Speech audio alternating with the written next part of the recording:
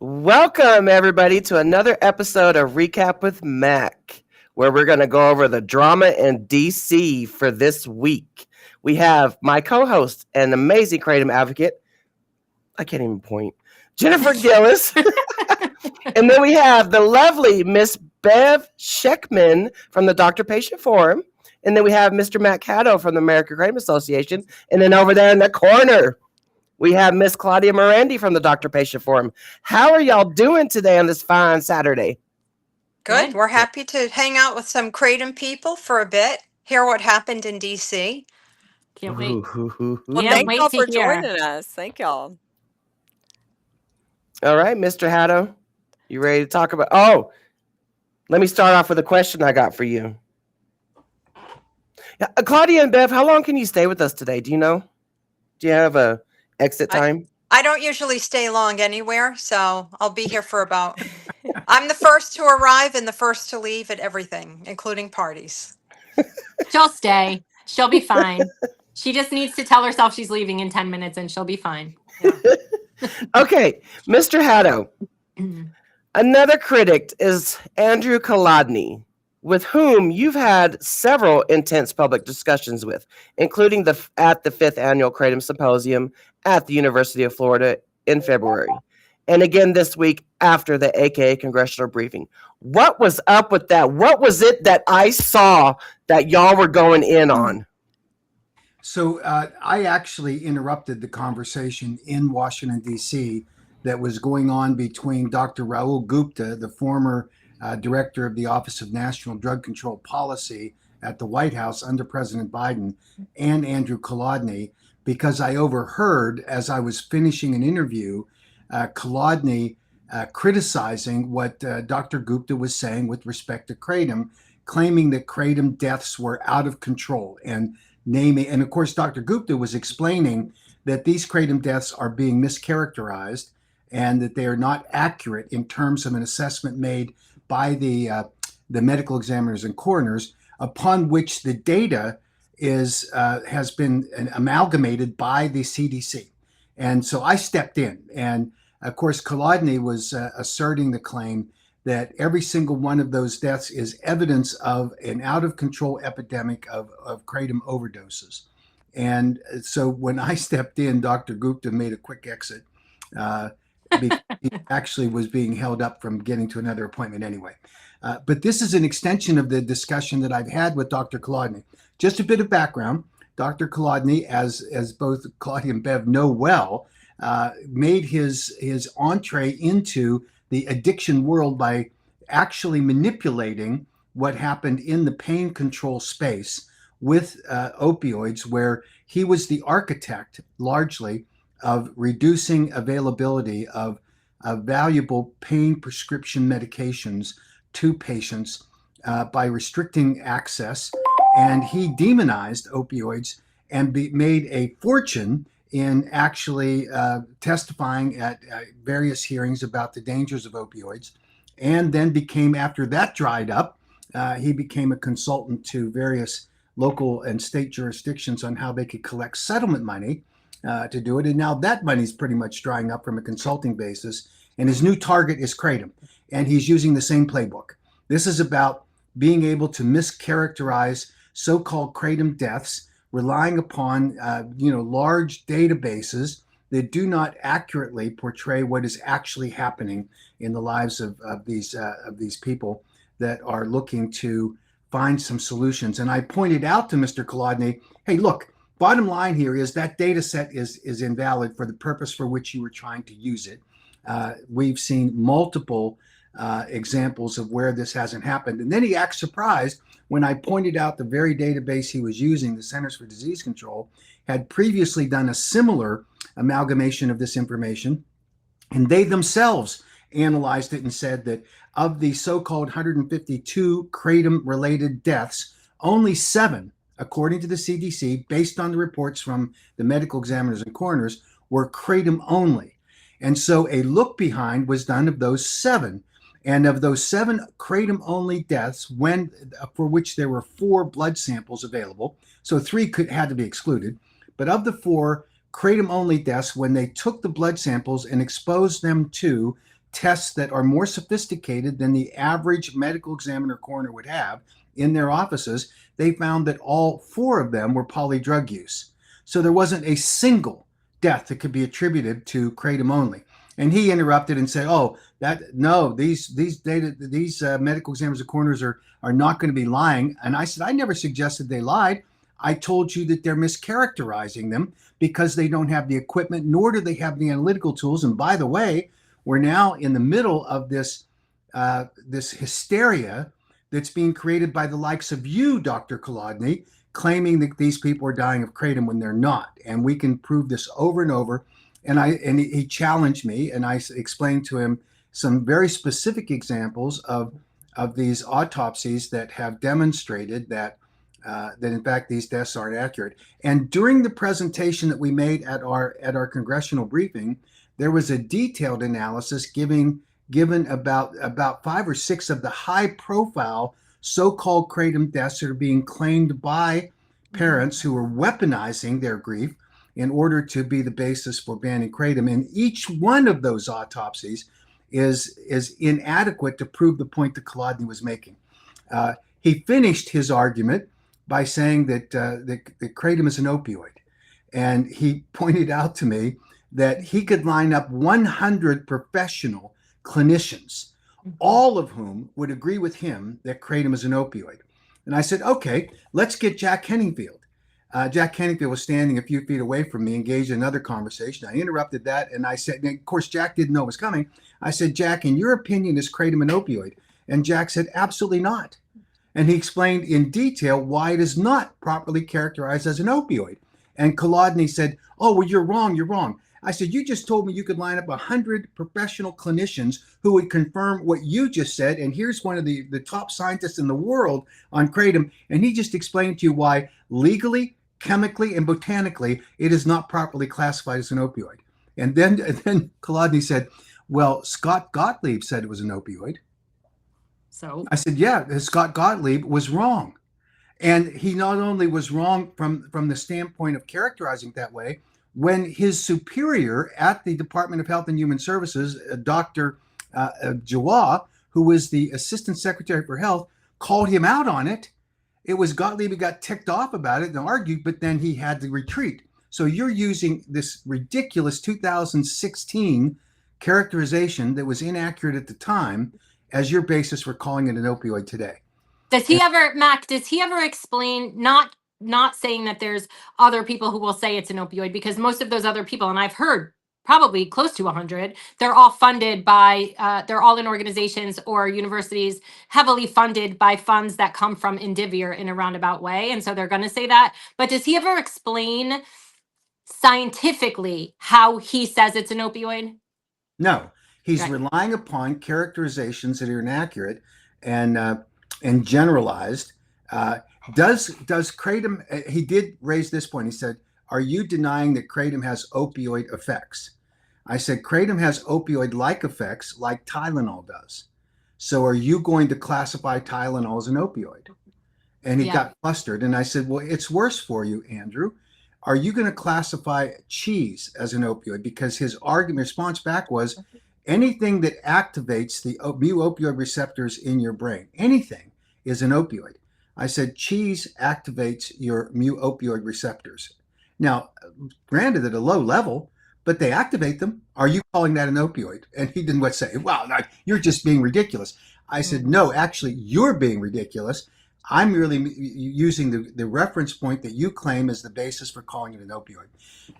This is a guy who is committed to one thing: making money for himself, trying to elevate himself along the way. Now, the one other thing that he did say to me, Bev, and you'll be interested in this, he said, "I do not appreciate your telling people that I was sanctioned by any research group for publications that I made by saying that I had to then rescind my credentials." I said, "Well, you misstated that. What I said was you didn't disclose that you, in fact, were receiving funding from various groups that you did not disclose on your mandatory disclosures on those research papers." He goes, "Well, it's not fair to say that I was sanctioned because I voluntarily submitted those updates and corrections." And I said, the key test then is what motivated you to do so. Why did you submit it? Why didn't you disclose it at the outset? And he goes, well, I said, are you saying that you just came an epiphany in the middle of the night? Or did someone point out to you that maybe you need to correct what your disclosures were ethically? And he said, well, you're just splitting hairs. I said, no, I'm not. This is the bottom line. You were, in fact, sanctioned. And I said, now, let me tell you, well, I said, you were, had to make a correction. He was taking exception to my characterization. He was sanctioned. Nice. I said, this is like a prosecutor telling you, you can either plead guilty or I'm going to take you to court and get a guilty plea, guilty finding against you. I said, you just were advised that you had made a mistake and you corrected it. I said, but worse, you sit in courts all over the country and you have made claims that are outside of your expertise. And you have been challenged in court with motions against you, and you've been limited in what you're allowed to say before the courts. So you're willing to say virtually anything. And now the only constraint that in our discussion today is that you're not in court, and I don't have a judge to tell you that you're outside of your lane on expertise, but you're willing to say these things here without any restraint. And yeah, I mean, Mac, he was just on a podcast a few days ago, and you can see the litigation narrative coming out of him. Like he said probably 6 times that kratom is an opioid. Now, this was a podcast about prescription opioids and the opioid crisis, and he pushed it to that that there's a huge spike in opioid use disorder because of kratom now. And he just states it as fact, which is not true because I haven't seen any numbers.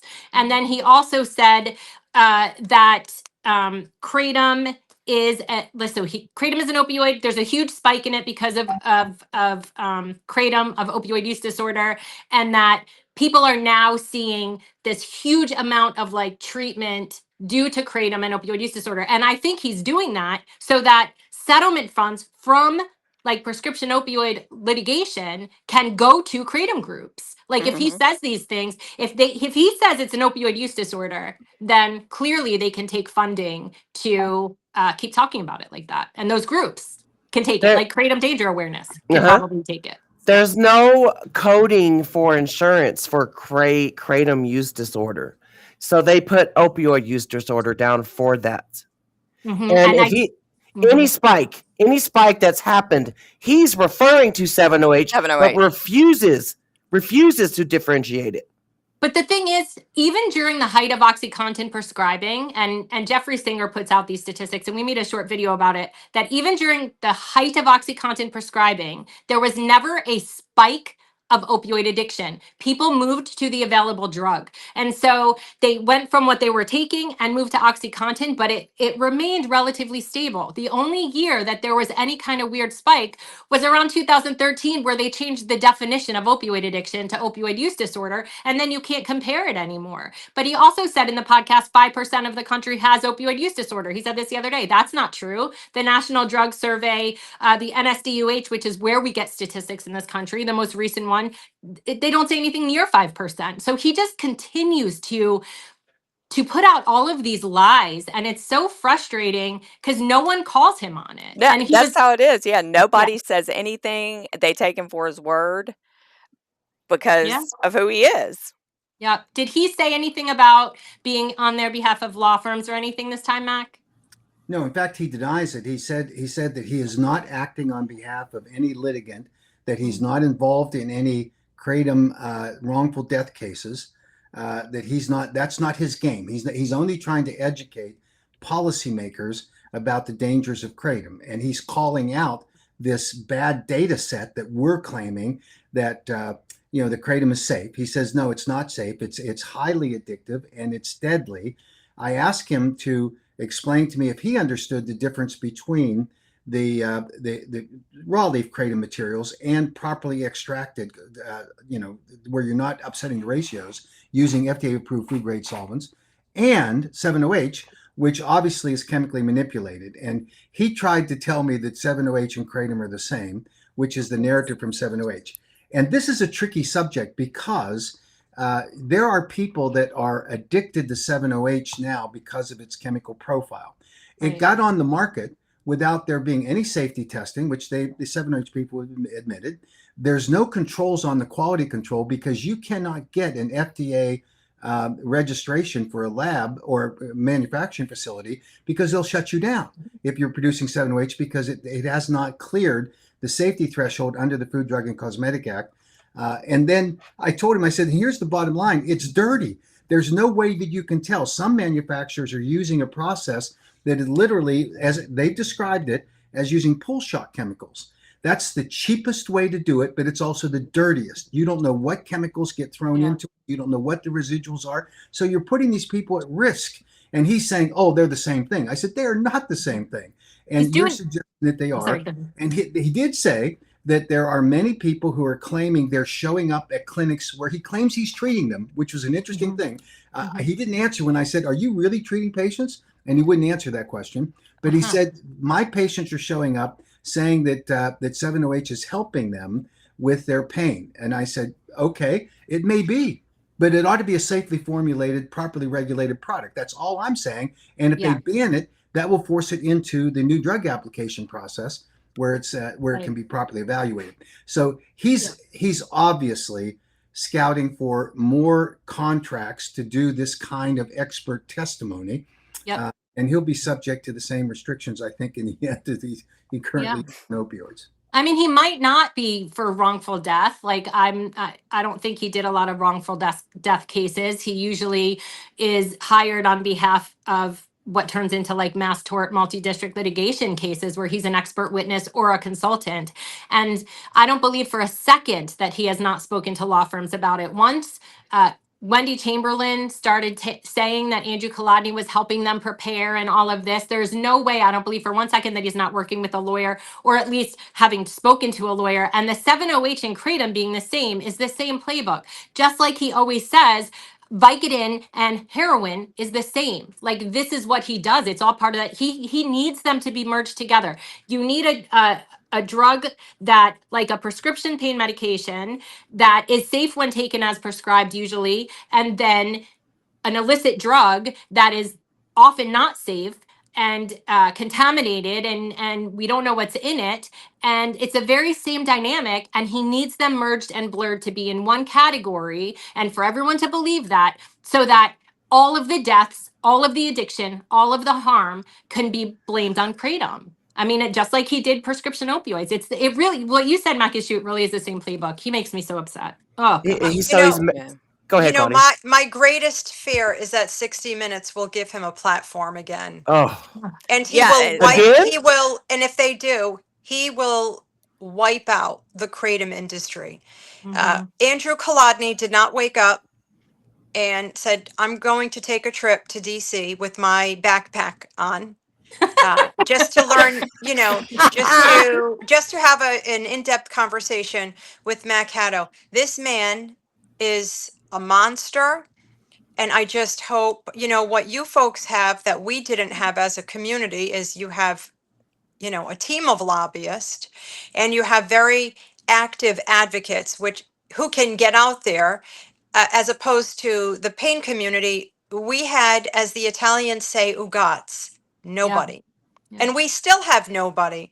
But as the founder of the DPF, and who's ever watching this man must be watched every step of the way, because he is a menace to medicine. He is a Bernie Madoff of medicine. He has amassed wealth like no other academic has, other than his colleagues at his, the doctors of prop. But they are single-handedly responsible for not only a growing suicide list in the pain community, but a spike in deadly overdoses. And nobody will, I started organizing protests outside his office. He is, in plain and in simple terms, he is a monster. And I just urge the Kratom advocates to continue doing what you're doing. And thank God that you have Mac, because like I said, we still have nobody. And, so many of our constituents have told us that Kratom has helped their pain. And actually, so many constituents have also told me that 7-OH has helped their pain. But if they weren't ripped off of their, regulated full agonist opioids, they wouldn't have had to go to 7-OH. And we can take the 7-OH off the market, but guess what? There's already something taking its place, and we're going to take that off the market, and there's going to be something in that place, and it's going to be deadlier. So I just urge that Kratom advocates continue to do what you're doing. But I just pray to dear God that 60 Minutes does not give this man a platform, because no media outlet is calling him out. He always fails to disclose certain things. And to see this Kratom hysteria play out in real time, I must text Bev like weekly. I said, I can't believe I'm watching this play out in real time. And to see this Suboxone for Kratom grift Mm-hmm. just Yep. on LinkedIn. And I Mm-hmm. tell people, I was like, oh my gosh, never ever let a doctor put you on the opioid to come off of Kratom. Yeah. Yeah. But to see all of them on LinkedIn, I saw some gentleman, Dean Francis, he blocked me on LinkedIn. And I said, you know what, Francis? I said, I turned off my brother's breathing machine. He died from kidney failure. Yet we didn't sue the makers of ibuprofen. I said, the grief stricken parent fatigue is so real. My goodness, all they do is weaponize their grief. And And it's they, just, yeah. Yeah. yeah, it's just a never ending thing. It's never ending. And even now, like one of the mothers, Alexis Pluis, she's one of the big like harm reduction advocates. And she was just on a podcast 2 days ago, and she said illicit fentanyl deaths of today are still because of Purdue. I don't know how that's possible. She said that, No. it primed people into wanting opioids. And so it just became a generational thing. But the other thing that Kolodny does that he understands, other people may not understand, and I want to explain, is how they come up with an abatement plan. So whether or not he's retained by lawyers right now, there is mass tort kratom in the works. There's websites, you can see them, Kratom Litigation Group and mass tort court cases. They have it listed. So we know that it's in the works. And the way that they come up with these abatement plans, at least for prescription opioids, was the number to a few of the things that would give more money to an area in the country was the number of OUD diagnoses and the number of deaths that could be blamed on opioids. And so I do think this is part of also why they're pushing kratom is an opioid. Kratom is an opioid. It's opioid use disorder, because now any death, they're trying to push it so it's a bigger abatement plan. So the kratom industry is responsible for it. And I don't think he cares about fact. I think he just is he's circular. It's like circular citation. He will never give evidence. Like Mac was explaining, he will just say other people have said it, but that is not evidence that someone Right. else said it. And he'll just they just keep regurgitating it everywhere they can. And so that's the narrative people hear. And that's what they believe, even if it's no truth to it whatsoever. Right. Like And the industry gas funded. station heroin, gas Yeah. station heroin. Exactly. And Bev always said right now they are creating the harm. So Yes. God forbid this does turn into litigation. These jurors are going in. Oh, I heard about the gas station heroin. Yeah, Just like exactly. just like people say to us, oh, have you seen Dope Sick? Right. So people are getting their science Yep. from Dope Sick, the fictional series, and now they're getting the science from mainstream media. And once again, mainstream media outlets didn't wake up and decide, oh, let's just talk about kratom. If you could see Right. systematically thousands, all of these television stations. Now, Rhode Island has reversed the ban on kratom. I got to tell you, I'm still, I Shocked. worry about that. Yeah. Yeah. Yeah, I mean, we're so fortunate, but you can still see like certain lawmakers. Mac, you've seen Michelle McGaw, right? Just despises kratom. That woman loves the opioid Suboxone as a pharmacist, and Yeah. it's just this cult-like. It's like a cult, the Yeah. Suboxone cult. But Yes. if you're a doctor who happens to see this, you should be jailed for putting a patient on the opioid Suboxone to come off of kratom in its pure form, because Yeah. quite frankly, I don't know anybody who died after using kratom. I learned about kratom probably 10 Right. years ago. I was doing a photo shoot for a fitness competition, and the photographer had Crohn's disease. He's like, oh yeah, I don't take pain medication, I manage it with kratom. And that was the first I heard of that, and all of a sudden it's gas station heroin.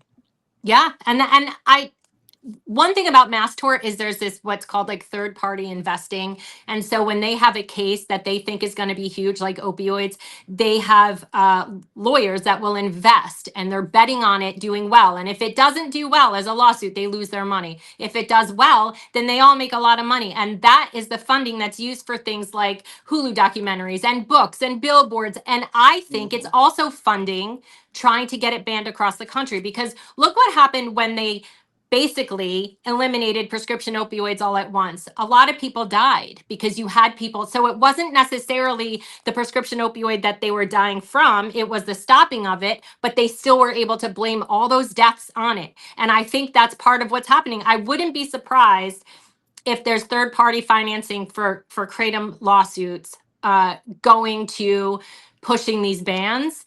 And I think what they want is for everyone to be cut off, hoping that they go to 7OH or that they go somewhere else and they die, because then they could blame that on the kratom and it jacks up the abatement plan again. Like, I think Yeah. it's just, it's sociopathic. They don't, this is not about safety. This is not about concern for addiction. No. This is about money, pure and simple. Well, and I think if it cannot be underestimated that the exposure that you have created to Andrew Kolodny, both Bev and Claudia, and the work they've done is going to save lives down the road with the kratom world, because right now it is his objective to replicate exactly what he did with opioids and try to demonize kratom in the same way. And we would have been unprepared for it, but for the work that you've done. Yes. We're grateful for it. Exposing this man for what he is. He is peddling his services to government agencies around the country and at the federal level. He told me he was pitching people to be able to explain what kratom's real dangers were, and that was what led a little bit to the discussion I had with him actually earlier down in Florida, when he was pitching the virtues of Suboxone. Now, he denied that he has any relationship to the Suboxone manufacturer, that he doesn't really do anything for them. That's probably true, Mac, because But he did. he's But he made did. right many years ago when he was peddling it to the prisons.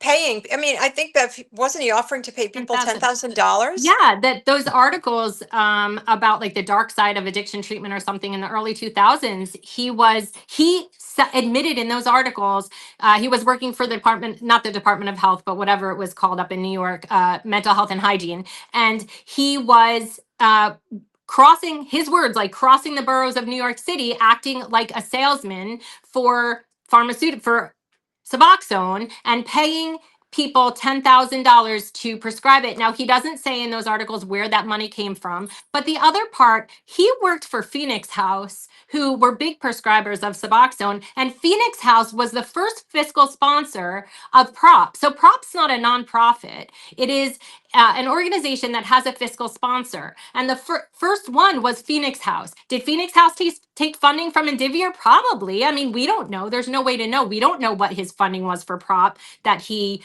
created in 2010 with them as their fiscal sponsor. And then when he cut ties with them, it went under Fed Up. Rally, Rumler Hope is his fiscal sponsor now, and they take money from drug testing labs and things like that. And so, he's heavily funded. PROP is heavily funded. As long as he's under there as a fiscal sponsor, he's going to be heavily funded by addiction treatment industry, whether it's treatment centers or labs or anything like that. But we don't get to know what he's funded by. I believe he's not taking money from Suboxone right now. I think, people have accused him of having like stock in it, whatever. Like I've never seen evidence of that. I don't know if that's true. I wouldn't be surprised. I am positive that this man has benefited in a roundabout way from increased sales of Suboxone, whether that's when he was at Phoenix House or however it is. So he's indirectly You can't trace the money. The money has been cleaned so many times that it is just impossible to trace the money to these people. But it really is a racket. Let's talk about Shatterproof briefly. So the founder of Shatterproof, once again, another grief-stricken papa, right? Lost his kid. I think his kid died by suicide, but blamed it on pills. Shatterproof is a massive organization. they are funded by the makers of Suboxone. They receive money from Indivior. So they receive money from an opioid maker, but of course nobody cares about addiction organizations who are funded by opioid makers. Only, God forbid we ever took one penny from Yeah. any opioid maker. But I've seen Shatterproof create their own kratom epidemic.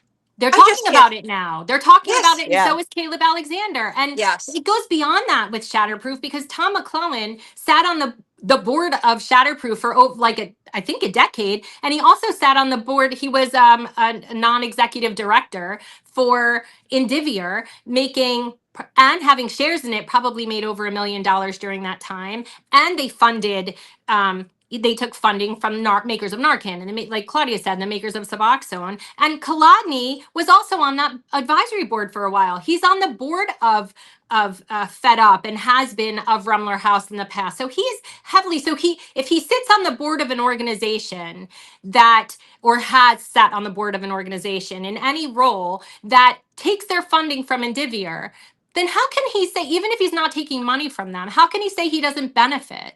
The whole Right. organization benefits, Yeah. and so he's right. Like, I can't trace it directly, but like you said, it's like they've cleaned them. It's like policy laundering. That's the only way I know how to call it, because Wow. it goes from Indivior will go to Shatterproof, and then Shatterproof lobbies for things like like lowered prescribing, and so that lowered prescribing then they push for Suboxone to be given, and so then in turn that puts money back in their pocket, and you could trace it. It's like SAMHSA to like HHS, and then HHS to the states, and then the states into these organizations that push Suboxone, and you cannot trace it completely, and you And, will never know where it came from. and the next thing you know, you see buses drive by and Matt saves lives, right? So that money has trickled down into the states, into these initiatives.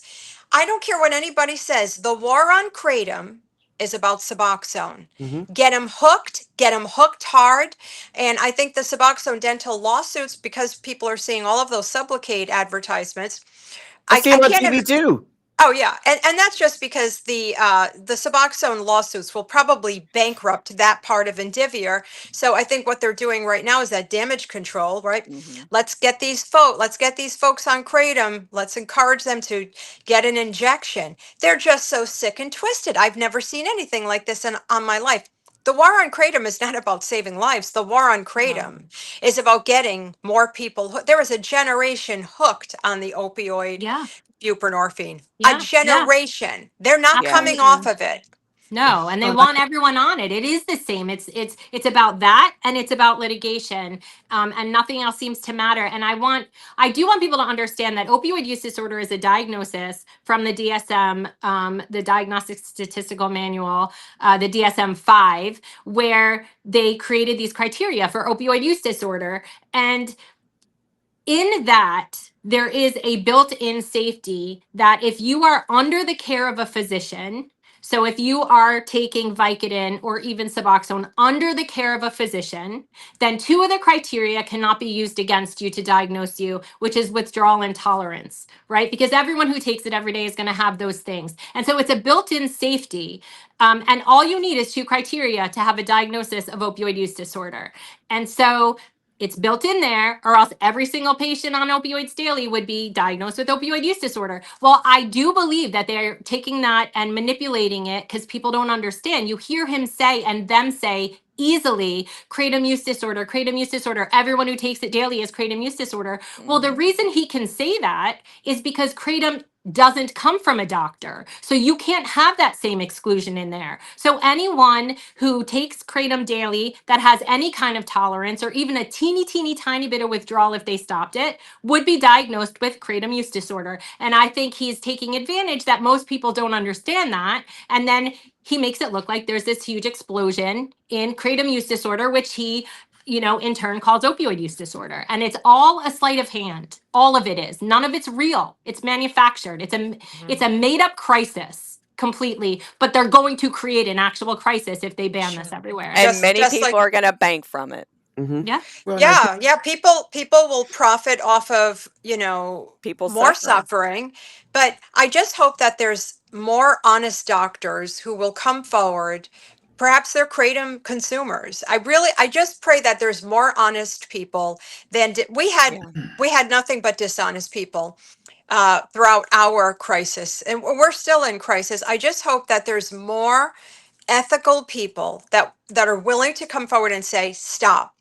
This is not a kratom. We don't have a kratom crisis. Would I like to see 7-OH regulated? Absolutely. Would I like to see pain patients get on their pain medication instead of 7-O? Absolutely. But just to see the amount of dishonest addiction doctors, because I personally believe addiction medicine is a cult, Yeah. and to see them on TikTok Mhm. talking, yeah, so you're Mhm. desperate to come off kratom. I said, who is desperate to come off kratom? You folks are creating crises to satisfy your love for the opioid Suboxone. So we've got to hope that, Mac, I just hope that you continue to find more honest people to get involved, to come forward on behalf of kratom consumers so they don't lose access to this plant. Well, it appears to me that the importance of Kolodny claiming that kratom is an opioid is so that he can justify the treatment option being Suboxone. Yeah. Because I challenged him directly. I said, you are actually advocating for people that suffer from what you call kratom use disorder, and you call kratom an opioid, and you're using Suboxone? I said, that's insane. And you go, oh no, that's how you have to treat opioid addictions. I said, I get it. And so that's how you're justifying it. And then on top of that, he's claiming that naloxone can be an effective tool in an a kratom overdose. I said, naloxone doesn't touch metrogeny, doesn't touch it because it goes to a different sector of the brain, doesn't go to the brain where you have respiratory suppression. So you're wasting your naloxone. And more importantly, you're addicting people with Suboxone, which is an opioid, which obviously is going to be a big problem. And he said, it's not an opioid. Suboxone is not an opioid. And I mean, he goes around. He said that? Oh my gosh. So, and I think maybe it was in the context of being, a full agonist opioid treatment. But yeah, this is to me, at least it appears that, and in my opinion, he is now trying to develop another cash flow stream for himself, and he's trying to justify a marketplace where he's either advocating for them for profit, or that's part of his money laundering scheme or whatever it is, in order to justify his pitching to these. He may not be receiving money directly from Suboxone, who knows, but he is getting money from these agencies that are contracting with him to buy his consulting services, all of which benefit from him calling kratom an opioid, all of which benefit from recommending Suboxone as the treatment methodology for people that are showing up in clinics without asking the fundamental question: is this kratom natural, or is this 7-OH? That's a critical question that they need to ask. And I think people are starting to wake up to it, not yet there in the levels they need to be. You look at what the Poison Control Center data that he frequently uses. I said it wasn't until last year that at the national level, the Poison Control Centers now have a designation where they ask, is this 7-OH or natural kratom? The state level people haven't caught up with it yet. So all of the data, this data dump that he likes to use, isn't properly categorized. In terms of his wanting to call natural and 7-OH the same is his manufactured justification, not the scientific reality. And even the 7-OH people are coming to admit that, in terms of how it's manufactured, you're taking a trace amount of 7-OH in natural kratom leaf products, and you are chemically manipulating it to create a product that's majority 7-OH. Some of it horribly so. And then Claudia pointed out correctly, then the next iteration is pseudodoxil, which is a next step off of 7-OH. And then you have 8-OH, 10-OH, and 12-OH, which are new derivatives that they're using to get around the limitations placed by the governments. And then they have totally off the wall MGM 15 and 16 products that don't have the required genetic link in order to be tied to as an analog to 7-OH. So that's completely out there, whack-a-mole for regulators. And they're going to have to continue fighting that because these chemists are very creative, but the ultimate losers are consumers. Who's making those? Is it in this country? Is it out of this country? Who's making all of that? Most of it is happening right here in the United States, although I can tell you that I was in Thailand, invited to go to a conference there. And in Southeast Asia, government officials like to have photo ops and then they disappear. I mean, they beat it out of the room. But in Thailand, the Minister of Justice asked to meet with me, and he had a group of his ministers with him, and they explained that they had identified 4 factories that were making 7-OH products for distribution globally. And I said, are you able to trace any of that to the United States? And they said, well, no, actually it's going to China. And then we suspect it's going to the United States. Wow. So I think there's truth to that. But the majority of 7-OH today in the country, I believe, is being manufactured in Florida, in California, Colorado, and some in South Carolina. And they're white labeling these operations to produce hundreds of products that are just labeled whatever they want to label them in order to attract people. And I hear people all the time say, oh, well, we should get rid of these products that are being manufactured that are attractive to children. You look at the packaging for these 7-OH products, it's horrific. Yeah. And Smurfs, you get wildly colored watermelon flavored, and then they have all this really attractive for teenagers kind of packaging. It's terrible. And yet they're the same people funding these 7-OH advocacy groups that the advocacy groups are saying we shouldn't have those. And here's the kicker. There's an advocate by the name of Michelle Ross who sat and told the California legislature that they no longer are making sublingual or chewable products that bypass your gut, go directly to your bloodstream, and hit you like a freight train. She said, we're not doing those anymore. It took me a day and a half to get home. I ordered a dozen products from the groups that are funding her group that are selling sublingual tablets and chewable tablets. I mean, they'll say anything to get by the question and not tell the truth about what's really happening in this marketplace. So this needs to be cleaned up. And Kolodny is just the part of the cancer. Because he's spewing a whole different narrative that is all designed to do one thing, and that is to promote the interest in the agenda that he has, which has already been well documented in the opioid crisis, what he did and how he actually created a crisis. And now he wants to do it here in the kratom industry as well. And I love how he says, a lot of them will say, these people who are against kratom, they'll say, well, because people will say to them, well, people are taking it to treat pain or anxiety. And they'll say, well, they shouldn't take that. They should go to their doctor and get an FDA approved medication, as if you can in 2026. Exactly. Like, you just literally spent the last 15 years making sure nobody could. And now you're like, oh, well, they should get it from their doctor. You know they can't. The only thing people can get is Suboxone. And you could make a phone call and have it delivered to your house in probably 2 hours. Yep. And, unending, no drug tests, no pill or film counts or whatever. Mm-hmm. This is why we start. I'm calling. So he's going to call them heroin pills. He's going to call kratom gas station heroin. I'm going to start calling Suboxone heroin films. Mm-hmm. He tried. Why not? Make a point. I mean, I raised the issue with him, and we discussed it during our congressional briefing, that the NIH announcement that they were going to proceed with an investigational new drug for purified kratom that as a treatment for opioid use disorder. So they really are serious from the NIH standpoint about trying to do this. Now, that's important. It's going to take them 2 to 3 years, and then they will open it for a new drug application, which will require a corporate sponsor to step in, and that's another 5 to 10 year process. But the most significant thing about that particular announcement is that in order to do so, they had to have cleared an institutional review board, an independent IRB evaluation on the safety of the product that they were going to test in human subjects. And they had to prove there was a reasonable basis for safety. So how in the world can Kolodny's narrative and theory about the dangers of kratom killing people not have been evaluated by that IRB? Of course it was. And the IRB concluded that all of this, God love these people that are really suffering from the pain of losing a loved one. Doesn't mean they're right. It doesn't mean that the medical examiners and coroners they rely upon were right, because we know they're not. And it doesn't mean the Kolodnys of the world that are fueling this anti-kratom narrative are right, because they're not.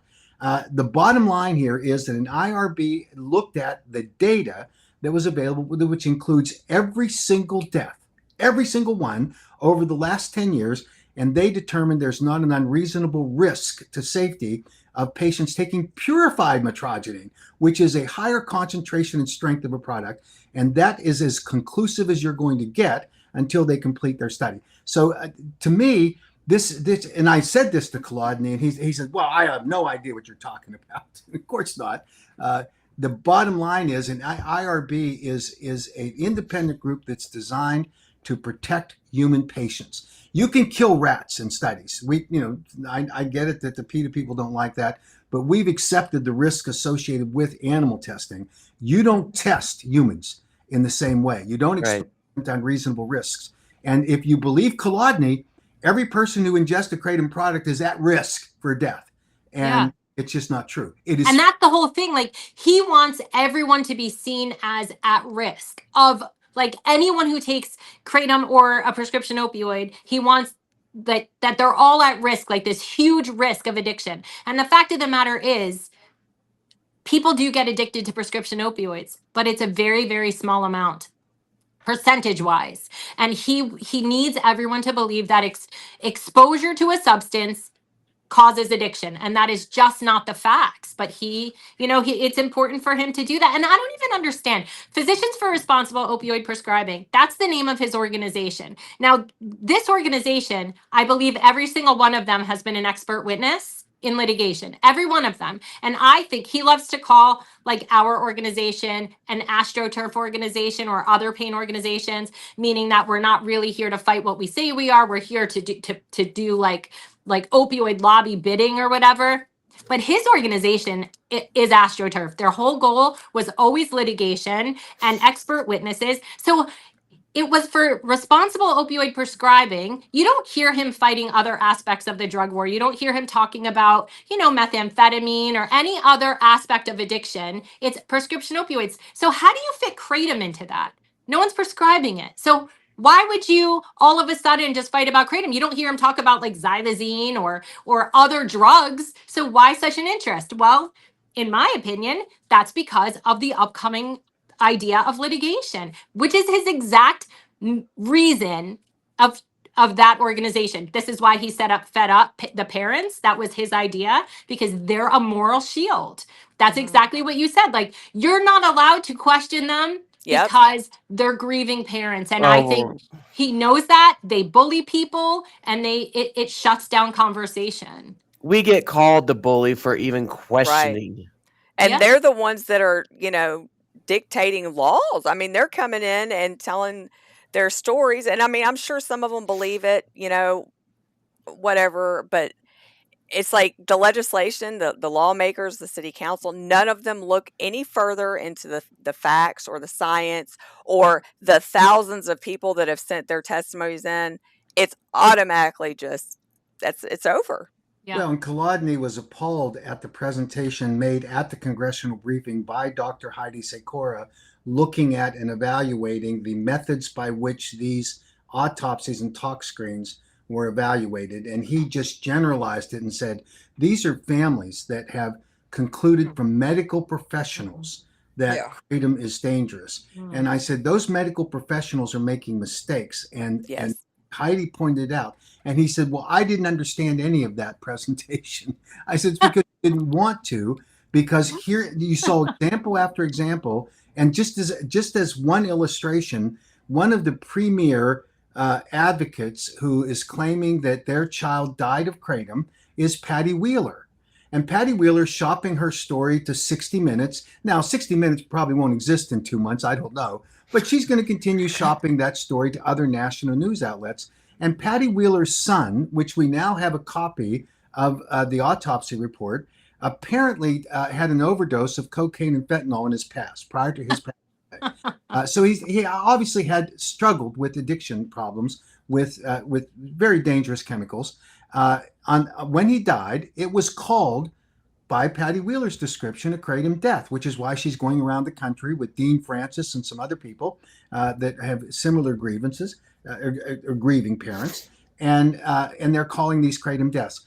In his autopsy report, there were a number of medications that he was on, and they mentioned that he tested positive for metrogene, but it was non-quantifiable. In other words, it was so low they couldn't even test what the levels were, and they want to call that a kratom death. Mhm. But that's Worse. this just shows you how this hysteria has gone so far. I'm not dismissing the grief of a parent, and I'm not dismissing the fact that they feel badly about their kids who have passed away, or a spouse or a loved one. But it ought to be based on the facts. And actually, Heidi went through several of them and consistently showed that there wasn't sufficient data in order to do this. And one of the foremost advocates in the Kratom Danger Awareness Group, who has consistently told people, do not show your autopsies or your tox screens. Don't show them because they'll misinterpret them. And this particular woman has been a strong advocate for this particular Kratom Danger Awareness Group. Her son's autopsy report, however it was done, was included in the public record in Pocatello, out in Idaho, one of the cities in Idaho that just banned kratom, and her son's autopsy report's in there. We've never been able to find it because it's not public information. Somebody inserted it into the record, and when you look at that autopsy report, this kid was taking metrotine, kratom. There's no question about it, but there were anomalies in that, significant anomalies. This kid died of a seizure. He stood up from a poker game he had with his friends, had a seizure, and died. Well, when you look at the autopsy report, there is a much more reasonable expectation for the levels that he had of certain chemicals in your blood that maintain your living. He was below it, and the coroner didn't even look at it. Oh, I know who you're talking Of course about. not. Of course not. I mean, the thing is it is what they did with OxyContin. I'm not saying there are not anyone who died, that nobody died from OxyContin, but if you look at the facts, they even did say this part in Dope Sick, which is a fictional series, but very few people died from oxycodone alone. Very, very few people. Almost everyone who died had multiple other drugs. They had to hire somebody to do these talks, to like analyze it and say, even if they had heroin and cocaine and methamphetamine and oxycodone, they hired people to say, that looked at it and said, they concluded, oh, well, even if it was just this amount of oxycodone, they would have died anyway. And that's what they did for OxyContin. That's how they were able to do that. But it's fascinating because there's a lot of people who are on Suboxone, a lot of people who take it for a few days until they can get their next drug of choice, and then they'll take their drug, and then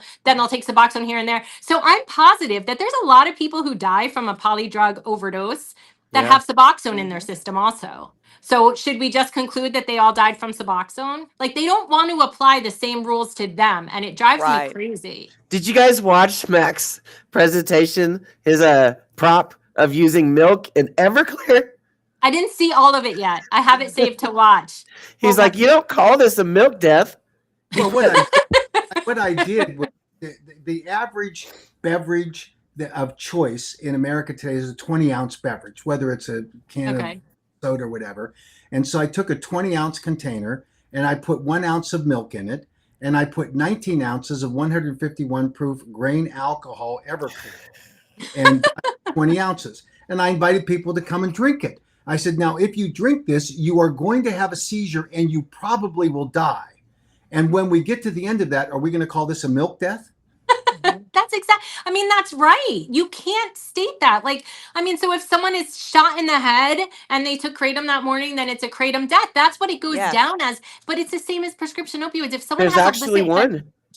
There is A one. person got shot in the chest with a shotgun. So no, that particular report was published by the FDA as one of 33 deaths that were recorded in the Federal Register when they did their 2016 recommendation for scheduling. And so we FOIA'd all of the death reports. The one that we could not get, the one that was excluded based on HIPAA, actually involved a kid that was involved in a drug transaction.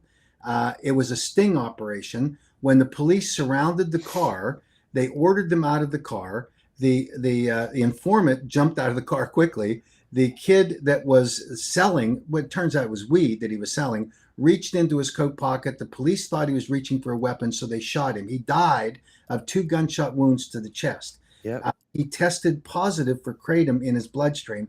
They called that a kratom death. I'm not He died of surprised. 2 gunshot wounds to the I'm chest. not surprised. I mean, So- after COVID, like I remember when Mm. COVID was going on, people were dying of random things and they would test Mhm. them for COVID and it was automatically, Yeah. a COVID death. So it's like Yeah. I can't understand how so many people still put so much faith into the whole Yeah. I'm guessing for like especially the COVID thing, like people getting in car accidents and then they died from, got tested for COVID and it was listed as a COVID death. I'm guessing it's like the federal funding stuff, Yeah. just like what we're Yeah. seeing going on right now with kratom. You are When- not going to get reimbursed at a drug rehabilitation clinic if you come in and treat a patient for what they call kratom use disorder if you treat them appropriately, which is to let them self-detox from kratom over a 10-day period as described by Nora Volkow. You don't Yeah. get reimbursed for that. What Right. you do get reimbursed for is putting them on Suboxone or 2 of the other Forever. drugs that the FDA has approved for that purpose. Then you keep them there for an extended period of time, treat them for up to a year. You get reimbursed for that, but you don't get Yeah. reimbursed if you just call it for what it is. And so there is an underlying corrupt incentive for there to be treatment methodologies employed Yeah. by these substance abuse clinics. And you hear them all the time. Oh, we're seeing this huge spike in these kratom overdose. That's we're seeing a spike in their profits too. And someone needs to look behind that to say, A, are these truly natural kratom leaf, people that are claiming to be addicted to it? And two, and they can be dependent, obviously. Or two, is this a 7-OH patient? We don't know. So there needs to be certainly a more extensive look into the background on these cases. Yeah, I mean, in Divier, well, back when they were Reckitt, before they split off, when they were Reckitt Benckiser, we have one of their presentations, like 2011, I think, where they called chronic pain patients on daily opioids their untapped market. They literally, we were part of their business plan. And so if you think about it, like they knew, like if you cut everyone off of prescription opioids, some will go to Suboxone, some will, and that's what they wanted. But Kratom, I think, put a wrench in that plan because a lot instead started taking Kratom, and Well- I think that where they're untapped market, well, they didn't get all of that market anymore when those patients were cut off, and I think that's they're upset. And When I got cut off, Yeah. I started doing cocaine. Yeah. And I was just about to start shooting up heroin before I watched A Leaf of Faith and bought kratom at the smoke shop the next day. Architect were the artificial controls that were placed by the government on prescription of opioid medications to treat pain patients other than Andrew Kolodny. Yeah. I mean, he contributed to drying up of all of these, right now the opioid death cases are reduced because of what Kolodny did, and his cash cow's gone. And so now he can't be testifying in these cases. He can't be advising the governments, local governments. Kratom is his problem. And so he's trying to weaponize and monetize it. And it's just unfair. And it's my opinion that he's the biggest threat to the kratom community today. Agreed. Yeah. Given what he's doing. And Absolutely agree. and we're ready to meet him toe for toe, and we'll fight this out because he doesn't have the science behind him. He has his speculation, and he has poorly developed theories that really need to stand the test. He can't sit in front of a judge today and say, "Oh, well, this is the way it is," because we'll be challenging him every minute of that. Good. See, that what Claudia said is right. You have what we didn't have. Like at the time, we had no power, we had no lobby because they cut off the opioid lobby. He made sure of that because they did all these. Part of what they did before the lawsuits was they opened investigations into pharmaceutical companies and their ties to pain organizations. And so anyone that took any money, like they lost all credibility, and really they eliminated the opioid lobby. But thank God there still is a kratom lobby. So they eliminated the opioid lobby. There was no one to help fight and no one to call him on his lies. And anyone who tried, it was just, oh, they're industry funded. They're industry funded. And I see them doing the same with you guys. Like anyone who stands up to talk about it, if they do have You know, they could be someone who has struggled with addiction, and they used kratom and they got off of it, and they opened a business where they sell kratom, and of course they'll talk about their lives being saved. Well, Kolodny will, well, they're only saying that because they're industry Yep. funded. They're the kratom industry. Of course they're doing it, but he's not an industry. Like, of course he's an industry. He's so heavily tied to the addiction industry, and it's one of the most unregulated industries there is. These treatment centers, and Yeah. yeah, you're right. He is the number one. He is. He's the biggest threat to kratom today. And but for you and Claudia, Bev, we wouldn't have been prepared to have this battle and approach it correctly. And so thank you, because without this information on Dr. Kolodny and what he's doing and the way he's misrepresenting, mischaracterizing, and misleading people, we needed to know that. We thank God we do, and it's because of yours and Claudia's efforts. Thank you. Yeah, thank you for Claudia saying had to that. jump off. Sorry, she had to jump Yes. off to say goodbye to her daughter. So she wants to say Okay. thank you. Oh, For yeah. yeah. I'm glad she was able to come on. I appreciate it. And yeah, Bev, that whole breakdown that you've done, I can't imagine how much time it took. But for you just to Thank you. connect all those dots and everything, I was telling Misty, you're like a human computer or something. Oh my God. Thank you. I just became really obsessed with figuring it out because I didn't understand when I entered this in 2017. Why is this happening? Like, I know these things aren't true, what they're saying. So, like, what happened? What was their reason? And so, Carrie Judy, who is I call her my researcher partner in crime. Like, we have researched together for years and just like obsessively, probably not so healthy, but obsessively listened to everything I can to try to understand it. It's just so confusing how this can continue to happen. And then Yeah. also, how is he so allowed? How are expert witnesses in litigation and those who create the abatement plans, like there's a guy, Caleb Alexander, how are they allowed to influence drug policy so heavily? Like, it seems like that shouldn't even be allowed. Like, they say Mac is industry funded, he shouldn't influence it. But what about them? Like, they've made millions upon millions of dollars doing this. So how is that even allowed to influence drug policy like that? It's not Do you just know, them. Like, Mac? yeah, how? Because they walk into the room and they bring in all of their credentials, and they have so hidden the funding sources that they have in order to be there, and they act like we are this non-interested party, then we're scientists and therefore we're telling the truth. But if anyone contradicts them, they point the bony finger of blame at them and say, oh, well, they're industry funded, or they're that. Exactly. I mean, for him, for Kolodny to have criticized Jack Henningfield as not being a credible witness, and he wants to act like he somehow has a stage that's elevated beyond the expertise. The fact of the matter is, and very little of kratom science has been funded by industry, very little. The vast majority, by magnitudes, has been funded by the National Institutes on Drug Abuse. Over 100, now well over 120 million, I think Yeah. it is. And this That's important. That's an important fact yeah, right yeah. there, because he will claim the opposite and just say everything is funded by industry, and that's their whole motivation. So that's actually really, really important what you just said. I didn't know that. So most of the kratom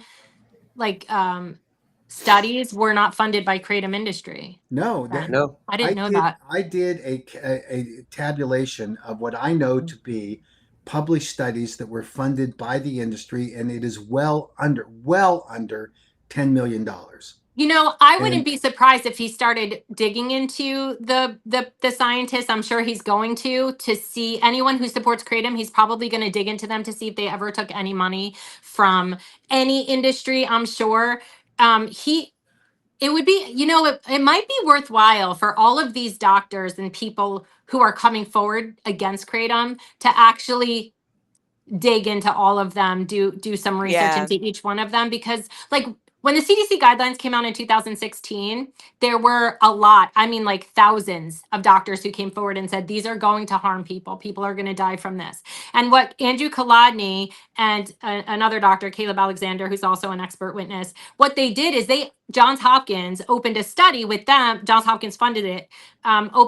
Did a study on every single person who was speaking out against the guidelines or warning about them to see any of them took any money. Like that's what his study was, because his goal was to discredit anyone who Yeah. spoke out against it. Yet everyone who took money from lawyers, like no one cares about that. No one cared about the other side because it was a narrative that they said often.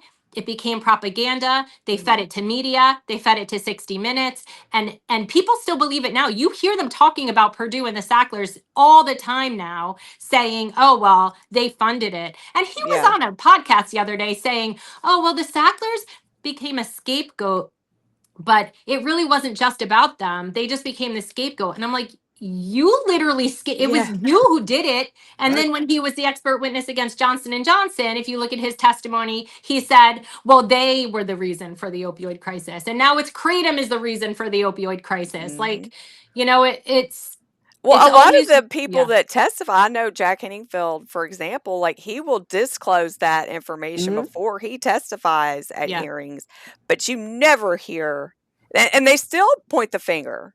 They still say, the same thing. And you don't ever hear that from their side. You No, don't they ever don't. hear about the lawsuits that some of these Mhm. grieving families have before they testify. You don't hear about any conflict of interest. It's No. always, The grieving families never say that. They never say No. I am or will be involved in No. lawsuit. And yes, the KDA wants to say that they never got the $1 million of seed money from an anti-kratom child attorney. But I have the email from it.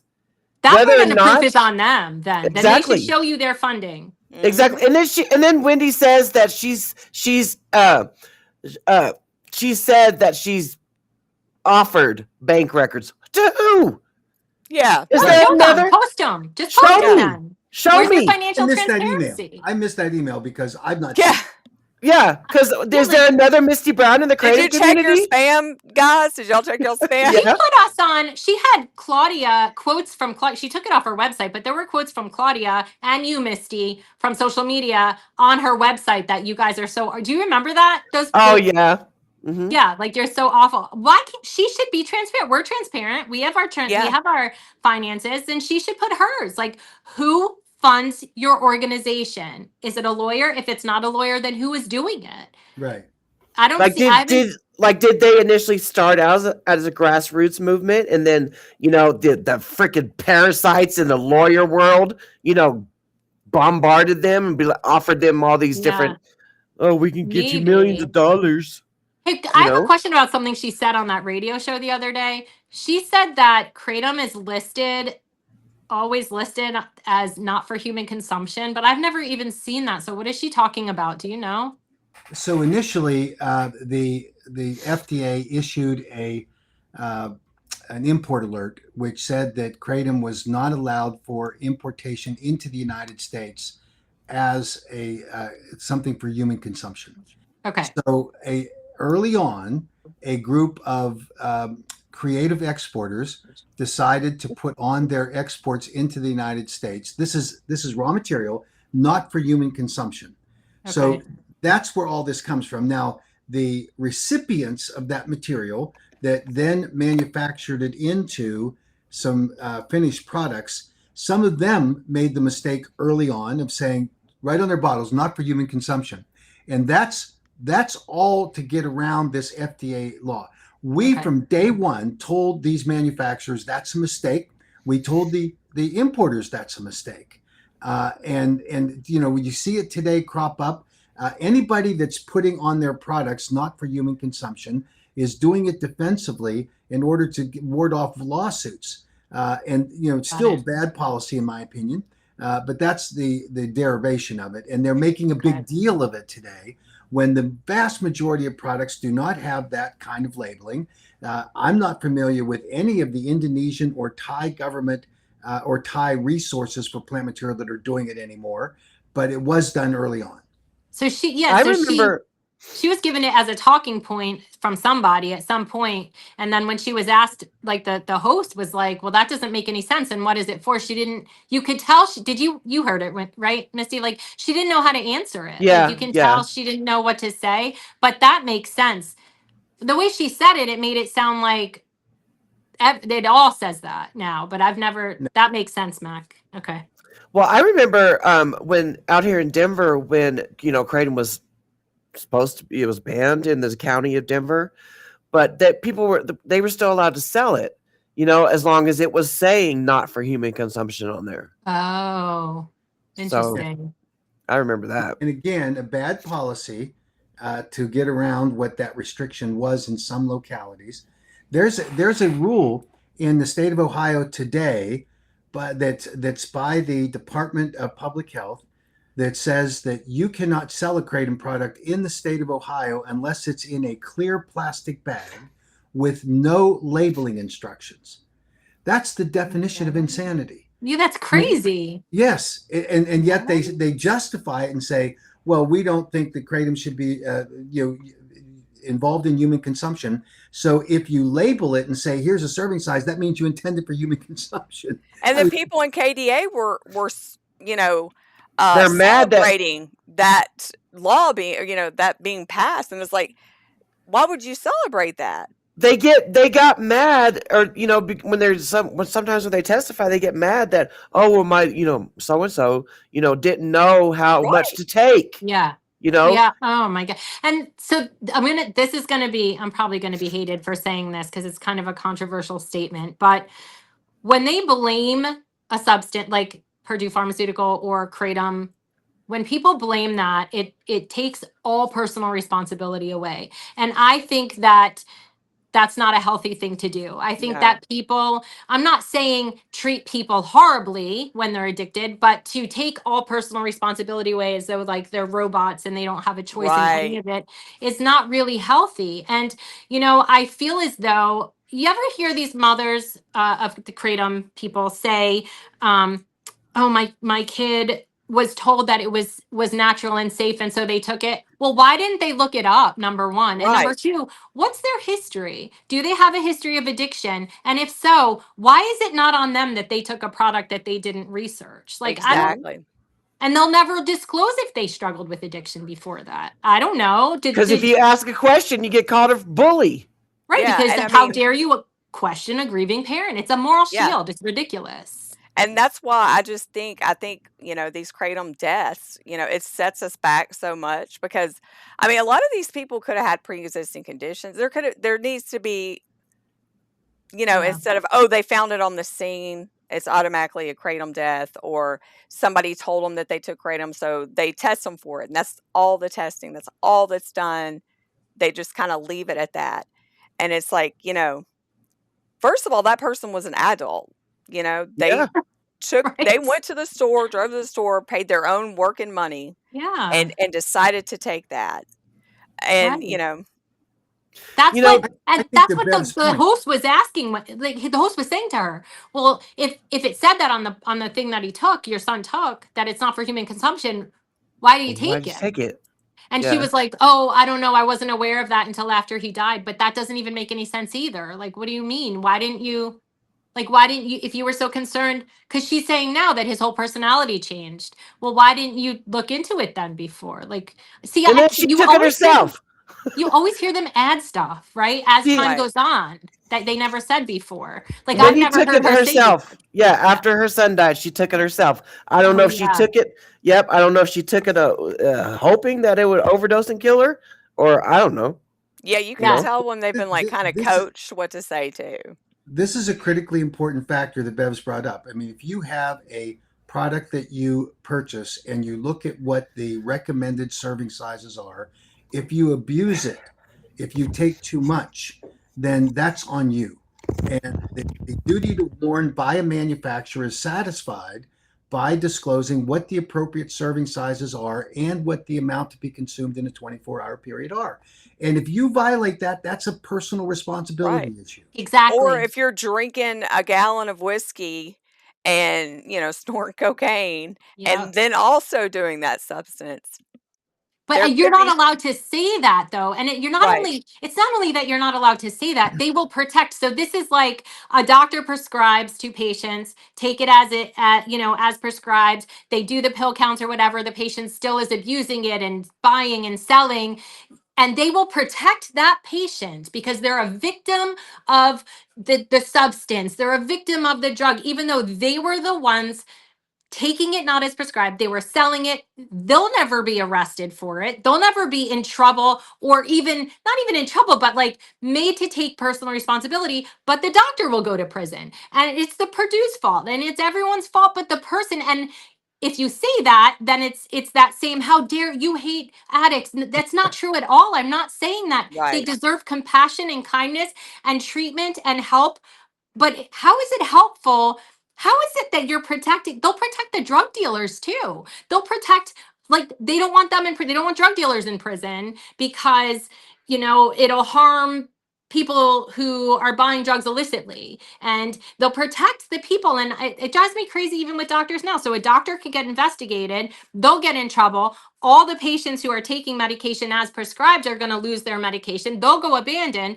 And the patients who are selling it, nothing happens to them. Like it, and I'm not saying they should go to prison. That's not my point. But like, how is that right? So no one Right. has personal responsibility anymore. No one. Like, it's just critical thinking and common sense doesn't apply at all no, to and they'll any of this. right, and they'll say like, oh well, they couldn't pay their bills unless they sold it, so it's the fault of capitalism and and I'm like, so you'll do everything, you'll these Yeah. mental gymnastics to make that person who made the choice, I'm going to sell this, I'm going to take 12 times as much, I'm going to shoot it up.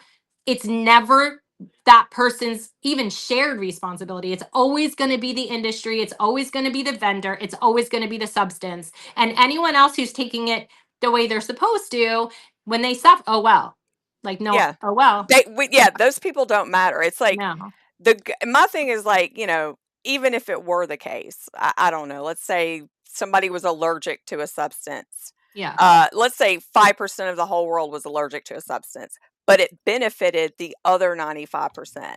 Those 5% of people are just going to win it out, and everybody else is going to suffer because you yeah, hear those voices, the 5% right. voice is the loudest. That's why I always say, how come we don't ban peanuts? There's a lot of nut Right. allergies in this world. Yeah. How come, Yeah. like, we're all forced to carry Narcan? How come we're not all forced to carry an EpiPen? How come we're not lobbying to ban all peanut substances everywhere? Because it doesn't make any sense. Like, I thought public health was protecting the whole, even if you sacrifice the individual. Right. So, but it's not. It's only when it's like beneficial for them. It's yeah. Let me go up to this Very comment real quick. extended conversation with an individual who claims to have been saved from his addictions by Kratom. And Yeah. he said, when I was addicted, he said, I lied to everybody about my addiction. I lied to my parents. I lied to my spouse. Yeah. He said, I lied to my family routinely. He said, and I was even in the end lying to myself. He said, I knew I was, and I needed Yeah. to be saved. He said, otherwise I'd be dead. And he said, Kratom saved him. And this seems to be the kind of thing, and I get it. I have 6 children. I have one child who lied to me consistently about his behaviors. And I got to the point I knew when he was lying every time, Yeah. right? If we don't have that radar up, if we don't know that there's a family member that's experiencing a crisis and you want to believe them, you don't extend that belief after they have had the consequential event, whether it's to get into addiction recovery or died. You don't try to blame the wrong thing. And that's unfortunately what happens with many of these families who claim that Kratom killed their kid or killed their spouse. Right. More and more we're finding out as the truth is uncovered, despite the KDA's attempts to say, don't share any of that information. Yeah. As we look at them, we learn more what the parents or the spouses or the family members should know. And you would think that the most important thing that they would want is the truth.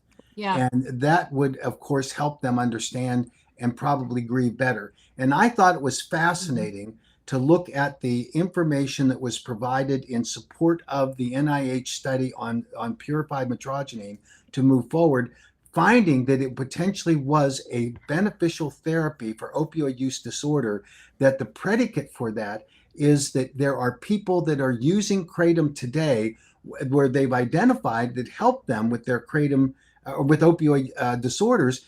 And why would it be surprising to anyone that someone who lost their journey along the way, overdosed on the opioid, might have Kratom in their system? Exactly. That's a really good point. That's an excellent point. And yeah, that's such a It's and like I can see why parents You know, I have two, they're 18 and 21, two girls. And if I say this all the time, if anything happened to them, like, I don't know that I could even breathe again. Like, so Yeah. I have so much like sadness and compassion for people who have lost their children for any reason.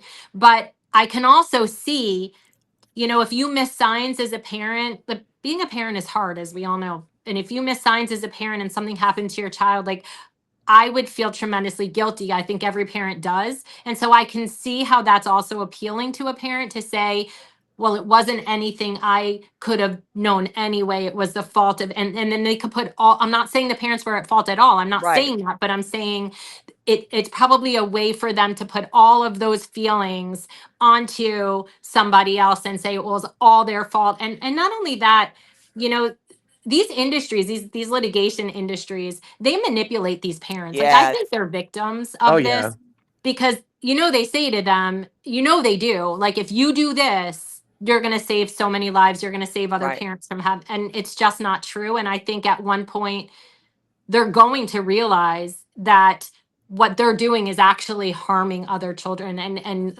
like the children. What about children like your kids, Misty? Like, if they took this away, wouldn't your children be harmed? Like, don't Yeah. your kids matter? You Right. know? Right.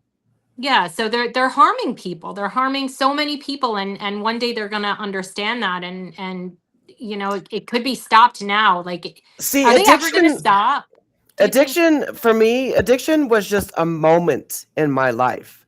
If Kratom was taken away now, I've recovered from my active addiction mindset that I won't go back to the streets. You Yeah. know, I won't go backwards in my life. But if Kratom was taken away at a certain moment in my Kratom journey, you know, especially at the beginning, I would have went back to the streets Yeah. because I didn't already work on my whys of addiction yet. Yeah. There's so many people now, you know, like for me, like I say this all the time. Some people, yes, they don't like that Kratom is being sold in gas stations or smoke shops. But for me, that's where my journey started. Yeah. So it means a lot to me to have that product available. Whole leaf Kratom. Yeah. 708 can get the hell out of here. But Yeah. to have that product available for somebody in their desperation, whether they're going in just to help with their withdrawal from whatever they're withdrawing from, you know, or they're like me, they were just like, you know what? Maybe this is the start of something beautiful, Yeah. you know? I mean, do you know how many lives Kratom has saved of not just the addiction side, but for people in pain? Yes. Even so many, like, when a clinic is shut down, sometimes thousands of patients go abandoned at one time. And not only are they in withdrawal, but their pain is so severe, you know, or people get double mastectomies and they're not given anything but Tylenol. And, you know, people just don't even think about what happens to them after. And Kratom has given people a way to treat their pain where they're not drinking 2 bottles of alcohol a day just to treat Yes. their pain. Exactly. It saves so many lives. Like, it's the only thing when someone's cut off of their pain medication, and sometimes they're cut off on a super high dose. When they're cut off of their pain medication, Kratom is the only thing that I can offer as a suggestion. And I always say, if you're in a state where it's legal, like, make sure it's Yeah. legal. And then I usually say, like, I do recommend the vendors online because, like, just to look at AKA to see, because Mhm. I don't know what state, like, I don't know. I wouldn't feel comfortable necessarily telling someone to take a product that's not tested for the same reason as I think things should be tested and regulated. But it saves their lives. It I mean, saves so many people's lives. to the anti-kratom people, I mean, when I got taken off my pain meds, you know, I ended up turning to the bottle, and my life was hell. I mean, I was in the bed. It didn't really manage my pain that well. I mean, I was 2 hours lucid, you know, a day. Oh, To those people, they could care less if I'm laying in the bed suffering every day yeah. and my kids suffer from not having a mom. Like, they Yeah. literally don't care. And to me, like, that's just, I mean, you know, how? Like, It's how do selfish. you not even blink an eye at the thousands and thousands of people? And, you know, they act like we're all just addicts. Yeah. You know, all we want is Right. to be able to get up and do laundry, maybe go to the Take a grocery store. shower. They Yeah.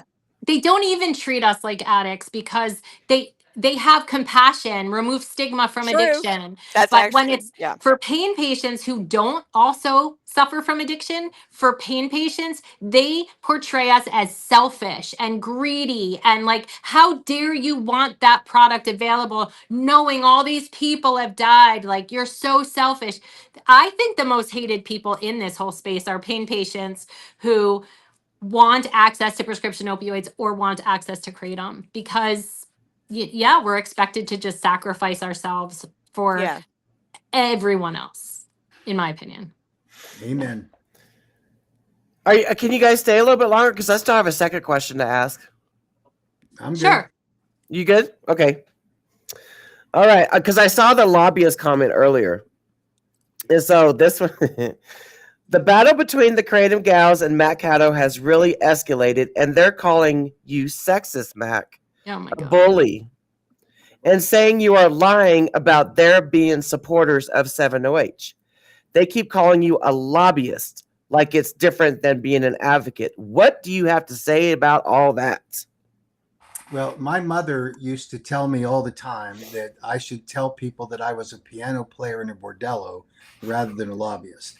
And lobbyists get a bad name, but here's the fact.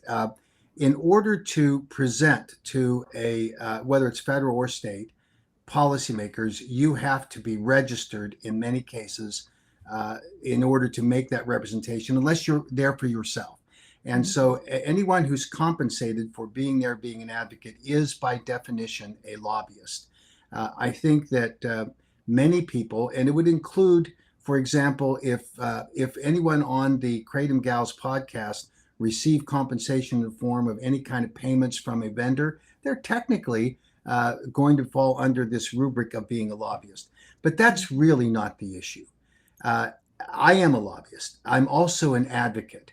When I first got involved in 2016, I thought this was going to be a 3-month lobbying gig for me, and I was out of there, mainly because I expected that the Kratom ban was going to take effect, because never had there been a situation where a DEA recommendation published in the Federal Register was withdrawn when a recommendation was made by the FDA for the scheduling of any substance. I didn't expect it to be there. I told the American Kratom Association that very fact before I signed a contract with them. They kept insisting that they needed me anyway. And so I thought this is a 3-month deal. At the end of that 3 months, I became not only a consumer of Kratom, I became an advocate for it. And since then, I have been in that role.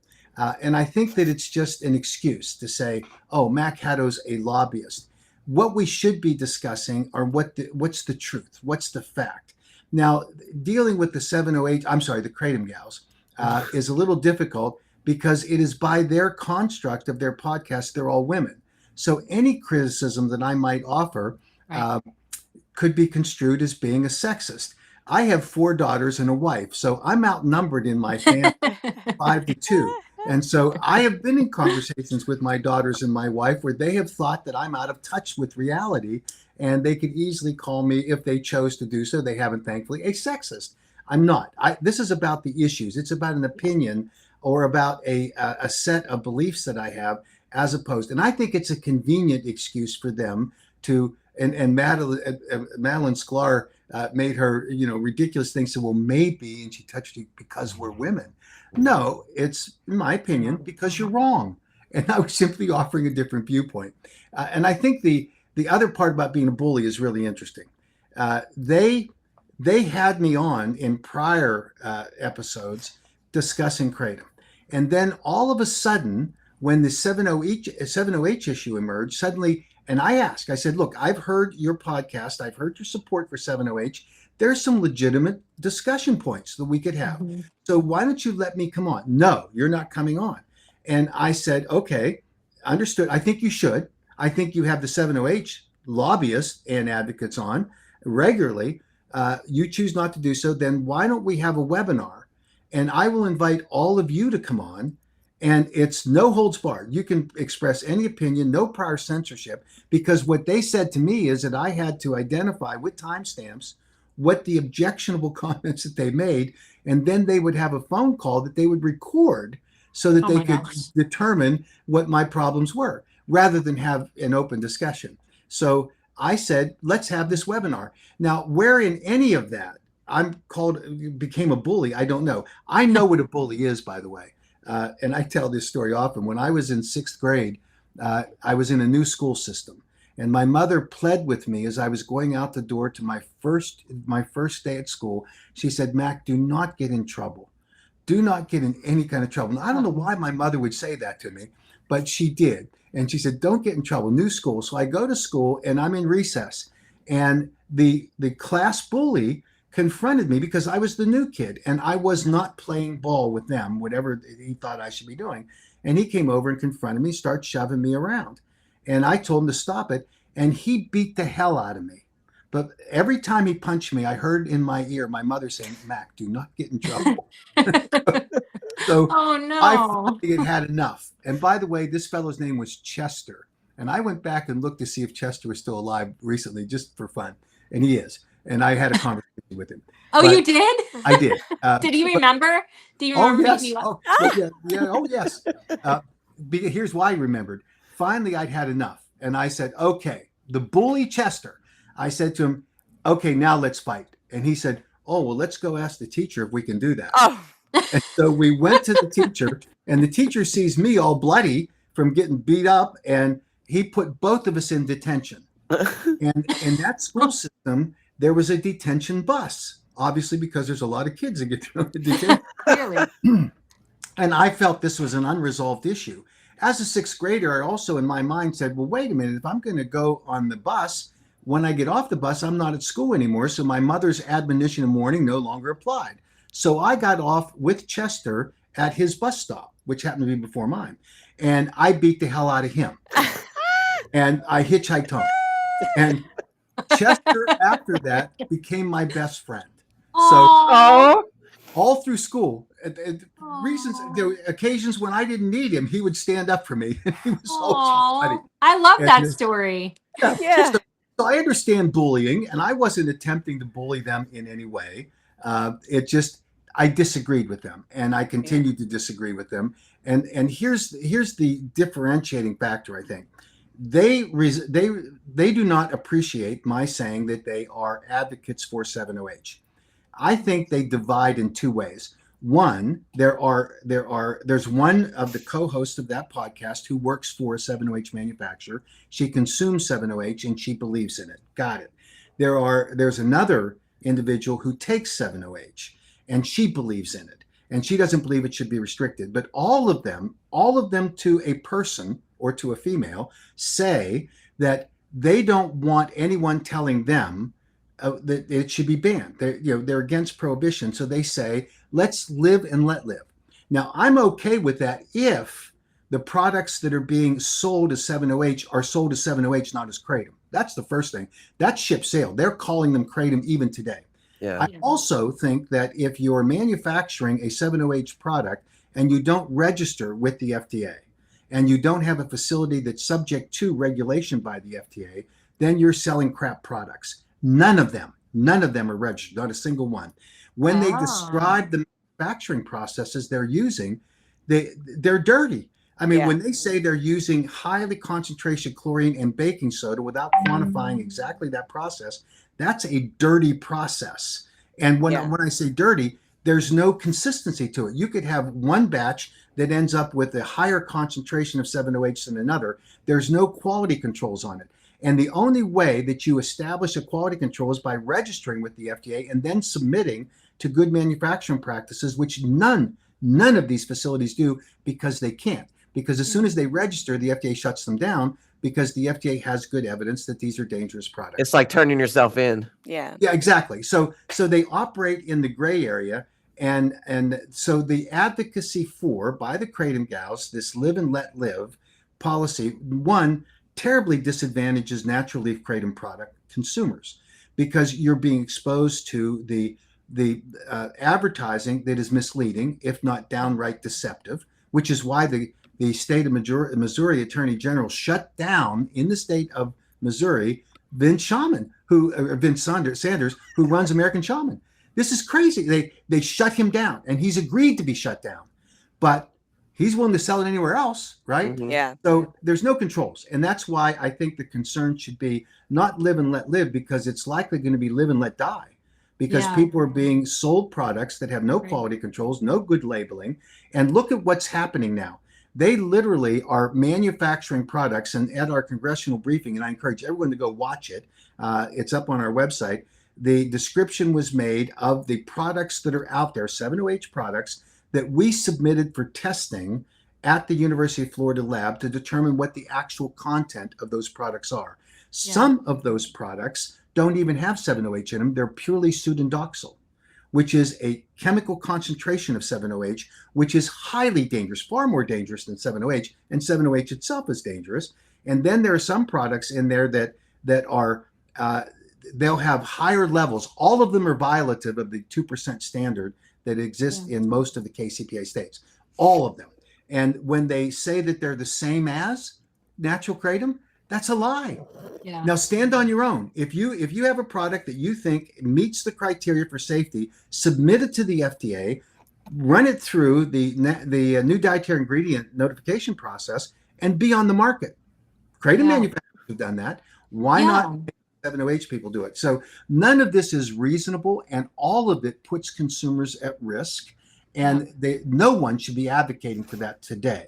And no one should look to Vince Sanders as their saint, or I better said as the Pied Piper, to march you down to your doom, because that's all he is. When the initial recommendation for scheduling was made by then FDA Commissioner McCary and HHS Commissioner Secretary Kennedy, a distributor on social media asked Vince Sanders, should we pull these products from the market because HHS has now said they're dangerous? And Vince Sanders' response was, no, this is the best advertising we could have. We're going to sell off the shelves. Now, why? Because they're feeding an addiction community that's looking for anything to give them a high. That's right. Yeah. And he's interested in the dollar, not on safety. And why? I'm sorry, go ahead. The last point. When asked directly by a reporter, is it true that you didn't have any safety data prior to market entry, which is a violation of federal law? And he said, yes, that's true. But we have a record of people consuming it and they haven't died, which is also not true, by the way.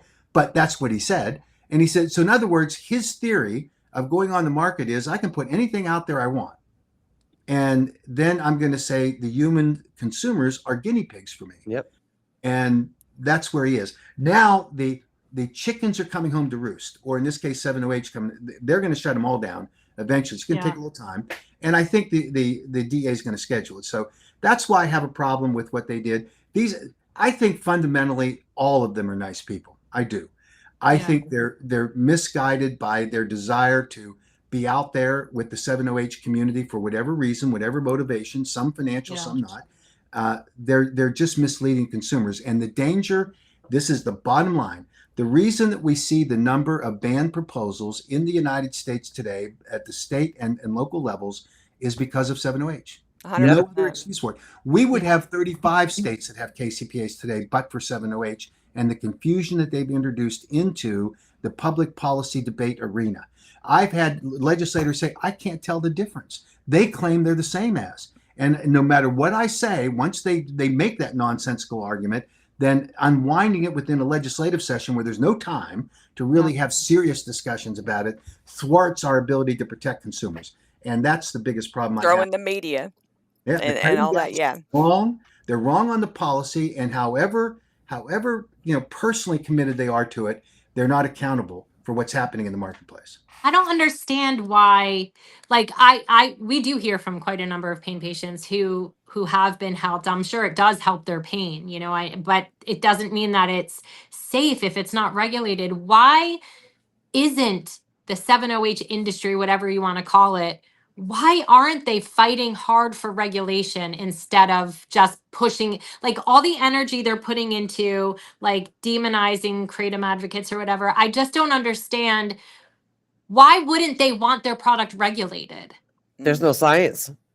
But they can push for it. They can, like, there was no science behind kratom either until there was. Like, why aren't they, you know what I mean? Like, why don't they try to invest in doing basically what Mac and experts have done for Kratom? Do you know what I mean? Like, why wouldn't they want that? Well, they do want it. The problem is that the studies that they've done show that their products are dangerous. Yeah. That's where they puke on Okay. it.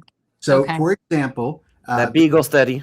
did a Beagle study, and they designed a study. They wanted to show at the levels at which they were selling, which is a very low level, 7.5 milligrams of 7-OH in a product. They put it into the Beagle population, and the Beagles in the study had serious neurological problems.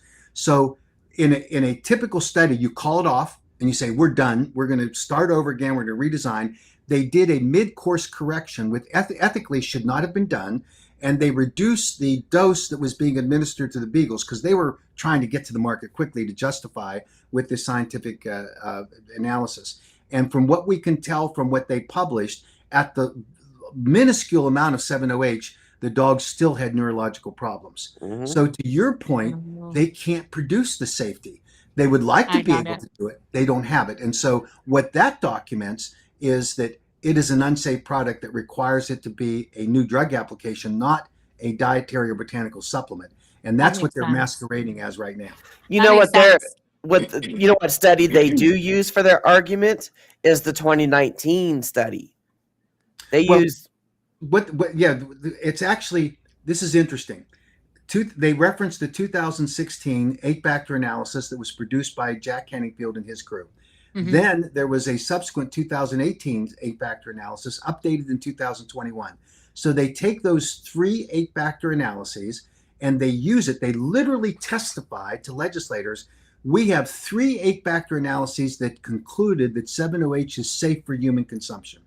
Now, all 3 of those documents say that 7-OH in its trace amounts that are shown as a metabolite in the plant material that's used to finish products is safe. That's what it says. It doesn't say that these highly concentrated, dangerous products are safe, but they literally want to rely on those 8 factors. They don't have any other science to do it.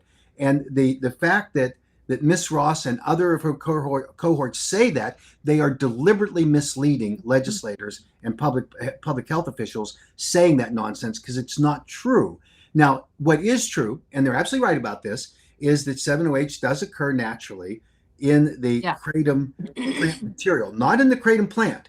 The kratom plant doesn't have any evidence of 7-OH. It's only when it starts to deteriorate or metabolize under heat when they dry it, because that's the way that it gets to the United States. You can't send leaves because of fungus and mold that occurs in wet leaves that get shipped over here. You have to dry it and powderize it.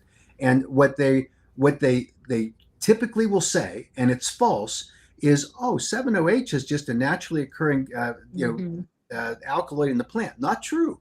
It is the result of the drying process. And at that level, the FDA's tested it safe. It doesn't have any significant health adverse event impact threshold, which has now been proven by what the NIH study is doing. And here's the other thing they say. Kratom natural form gets metabolized in your liver into 7-OH. Again, a true statement. I heard, not at the levels that are in their products. And that's why there are 2 reasons why they developed their sublingual and chewable tablets. They don't want 7-OH going through the liver because your liver fights it, excretes it. It's like hitting with a freight train. And so the liver is a defense organ in our bodies. And so it just simply breaks it down and tosses it out through your excretion pathways. And it doesn't make it into the levels that they want in the bloodstream to deliver the powerful impacts. Sublingual strips and chewable tablets go right to your brain. It doesn't go through your digestive process. And when you think about the safety factor that's involved here, these 7-OH products are fully activating, as Kolodny was trying to blame kratom for, you're activating your mu-opioid receptors, and it goes to the sector of your brain where you get that fast euphoric high. And then can you overdose on it, and would Narcan reverse an overdose of 7-OH? Yes to both questions. According to the science that's now evolving, what we know based on NMS Labs, which is the largest forensics toxicology firm in the country, their scientists warned me that part of the problem here is that 7-OH in its chemically manipulated form is highly unstable. And so when a person dies, it's likely washed out of their system, although it caused the death. Okay. And so Interesting. when they test for it in normal testing methodologies, so what they've done at they're right now doing, and other labs have done it, they've developed a test for 7-OH postmortem, which will identify the level of 7-OH. Even though the 7-OH itself is gone, the artifacts of it are there. And so they've just done sophisticated testing, and now they're proving that people who have ingested the 7-OH products are suffering from overdoses and deaths related directly to 7-OH. So they can now distinguish that, like, if in toxicology they can now distinguish 7-OH from pure leaf kratom. Not local labs though, huh, Matt? No, it's and this is the other problem. It's very expensive. Yeah. It's got to get normalized to a way that they can make the test part of their drug panel. Yeah, because I'm concerned if they do ban 7-OH or schedule it or whatever, I'm concerned for, a lot of pain clinics now pain doctors will test for how do you pronounce it? Mitragynine?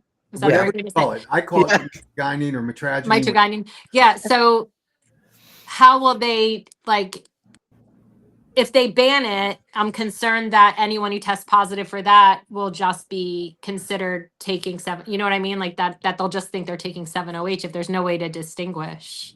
Well, the flip side of this is what the chemist at the pathologist said at NMS Labs.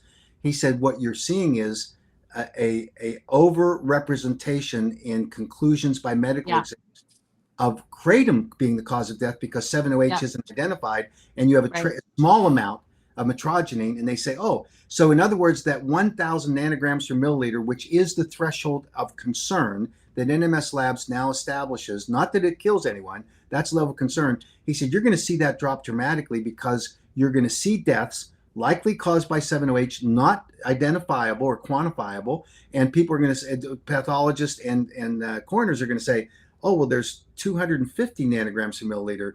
That must have caused the death. So you'll see a spike in false reports of mitragynine causing deaths. And I think we're seeing some of that. Now, I would think so. When you you said did you have tested, like when you bought 7-OH from different vendors, did you say you had it tested? Yes. Are they is there standard between, like, if you test pure leaf kratom, there's going to be the same type of alkaloids or whatever in it. But when in 7-OH, is there any kind of standard between vendors, or is there like random stuff, like random chemicals and whatever put in there, fillers or whatever?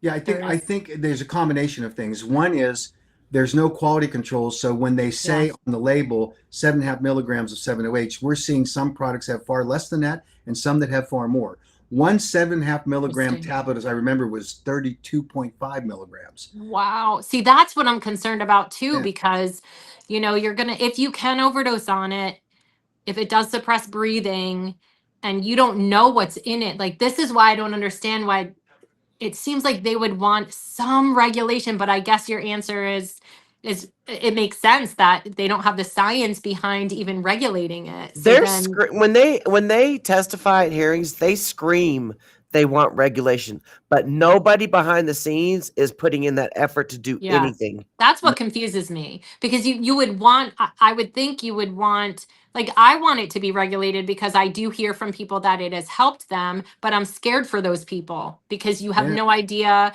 because you are starting to hear stories of this person purchased 7-OH online and overdosed and it had illicit fentanyl in it. Now, this is purely anecdotal, and I have like, that person, I told someone to say to them, like, get the rest of those pills that you bought and get them tested, but they're like, oh, they threw them out. So all of that's anecdotal. But that's scary to me. Like, that's frightening, because if there's no regulation, anyone could put anything in it. And if it seems like it's being geared a lot towards people with addiction, then they would want to do what the heroin dealers did, a bunch of years ago, where they started putting illicit fentanyl in it because it gets people more addicted, right? So why wouldn't they put more of things in it? And that's scary to me. Yeah, 'Cause I would not swallow, chew, or I'd snort be or scared. anything. I would, I've Mhm. had thousands of dollars of free 708 products in my hands, and not Yeah. one time did I ever think, let me go try this out to see if all the massive amount of comments and Yeah. messages I'm getting, if that's the effects that I'm going to get. I don't want to. I'm Mhm. recovered from my addiction. Yeah. I'm I'm not happy trying to to hear chase you the say dragon. that. I'm so happy to hear you say that because, in my opinion, this is just my opinion. Another one of the false narratives is that addiction is a broken brain disease where Yeah. you're broken for the rest. There's no evidence to support that Mm-mm. it's a disease, but that was something sold. Talk about industry. That was something created by Reckitt Benckiser for selling Suboxone. This is why Yeah. Shatterproof has said you have to believe it's a chronic, like relapsing remitting disease. It's just to sell Suboxone. And now people want to come off of Suboxone because they're doing better or it doesn't help them anymore. And these doctors are literally taught to tell them not to come off. Like, Yeah. so many people It's reach to out to us and It's to say keep that. them in that revolving door, is to dumb you Yeah. down, is to make Yeah. you feel like you are not a powerful human being. Yeah. There's so many Everybody, people. Yes. Yes, Misty. I'm proud of you, everybody though. has, thank you. Here's the I product: am. 7 ohms sublingual strips. Okay, and let's assume for the sake of argument, and I don't think you should, that this is a safe product in the dose. The dose is actually controlled by the strip, right, that you put under your tongue. Okay. Like Suboxone. Yeah, it's an opioid. There's no question. Here's an example of a product. When you buy this product, you have to. It's scored in the fours. So in order to take the dose that they're recommending, you have to break the tablet twice. There are products out there that are scored for 4, but they recommend on the back on the label that it should be 1/8 of a pill. Mm-hmm. So who's doing that? Nobody. Yeah. And it's not even scored for Exactly. that purpose. They don't even How expect do you you to do that? but they Yeah. say that's what because that's how they're saying they're staying under the thresholds Mhm. that states are setting. These people are shysters. They're manipulating the marketplace, and this is why it's so disappointing that the kratom gals don't see the real problem and threat to consumers. And while they're trying, and I will take it for granted that they want to protect consumers as much as I do, they're Yeah. not showing it because they're Yeah. being misled by these people that are saying, "Oh, kratom has helped me," or 7-OH has helped me, and it's really saved my life, and I should have access to it. Well, if it's a crapshoot every time you buy a product, That's it. and you don't Yeah. know what's in that product, and these test results show it. There was Right. one product that was sold as 7-OH that has 0 7-OH and all Sudoxyl in it. Yeah. See, What? that's Yeah. what I'm concerned about. That's what I was wondering because, like, now it has to be like if you are buying it, you would probably want to get it tested at a local lab Yeah. or something before you consume it because how do you even know what's in it? Like, Well, and I don't, as far as bans go, I don't believe that consumers should be, possession should be okay. Criminalized. Yeah. Right. Like you shouldn't go to jail just for trying to live, but correct. I agree. it's not safe. Like it is having it out over the counter like it is right now. It's just not, it's not safe. Yeah. It's just, When Yeah. the home state attorney general, Vince Sanders, which is where a lot of the 7-OH products are manufactured, shuts down the Vince Sanders because of their marketing practices that mislead consumers, that should tell a lot to people that are out there advocating for 7-OH, because the premise of that litigation and the settlement agreement that they have is based on misrepresenting to consumers. Those are the people that the kratom gals are protecting. Yeah. The bottom line is, if the product is tested safe, if it's manufactured in a facility that is FDA registered, and if the good manufacturing practices are in place, and if they're properly manufactured to meet the limits of what the dose or the serving sizes are, fine. None of them, 0 are, not a single one.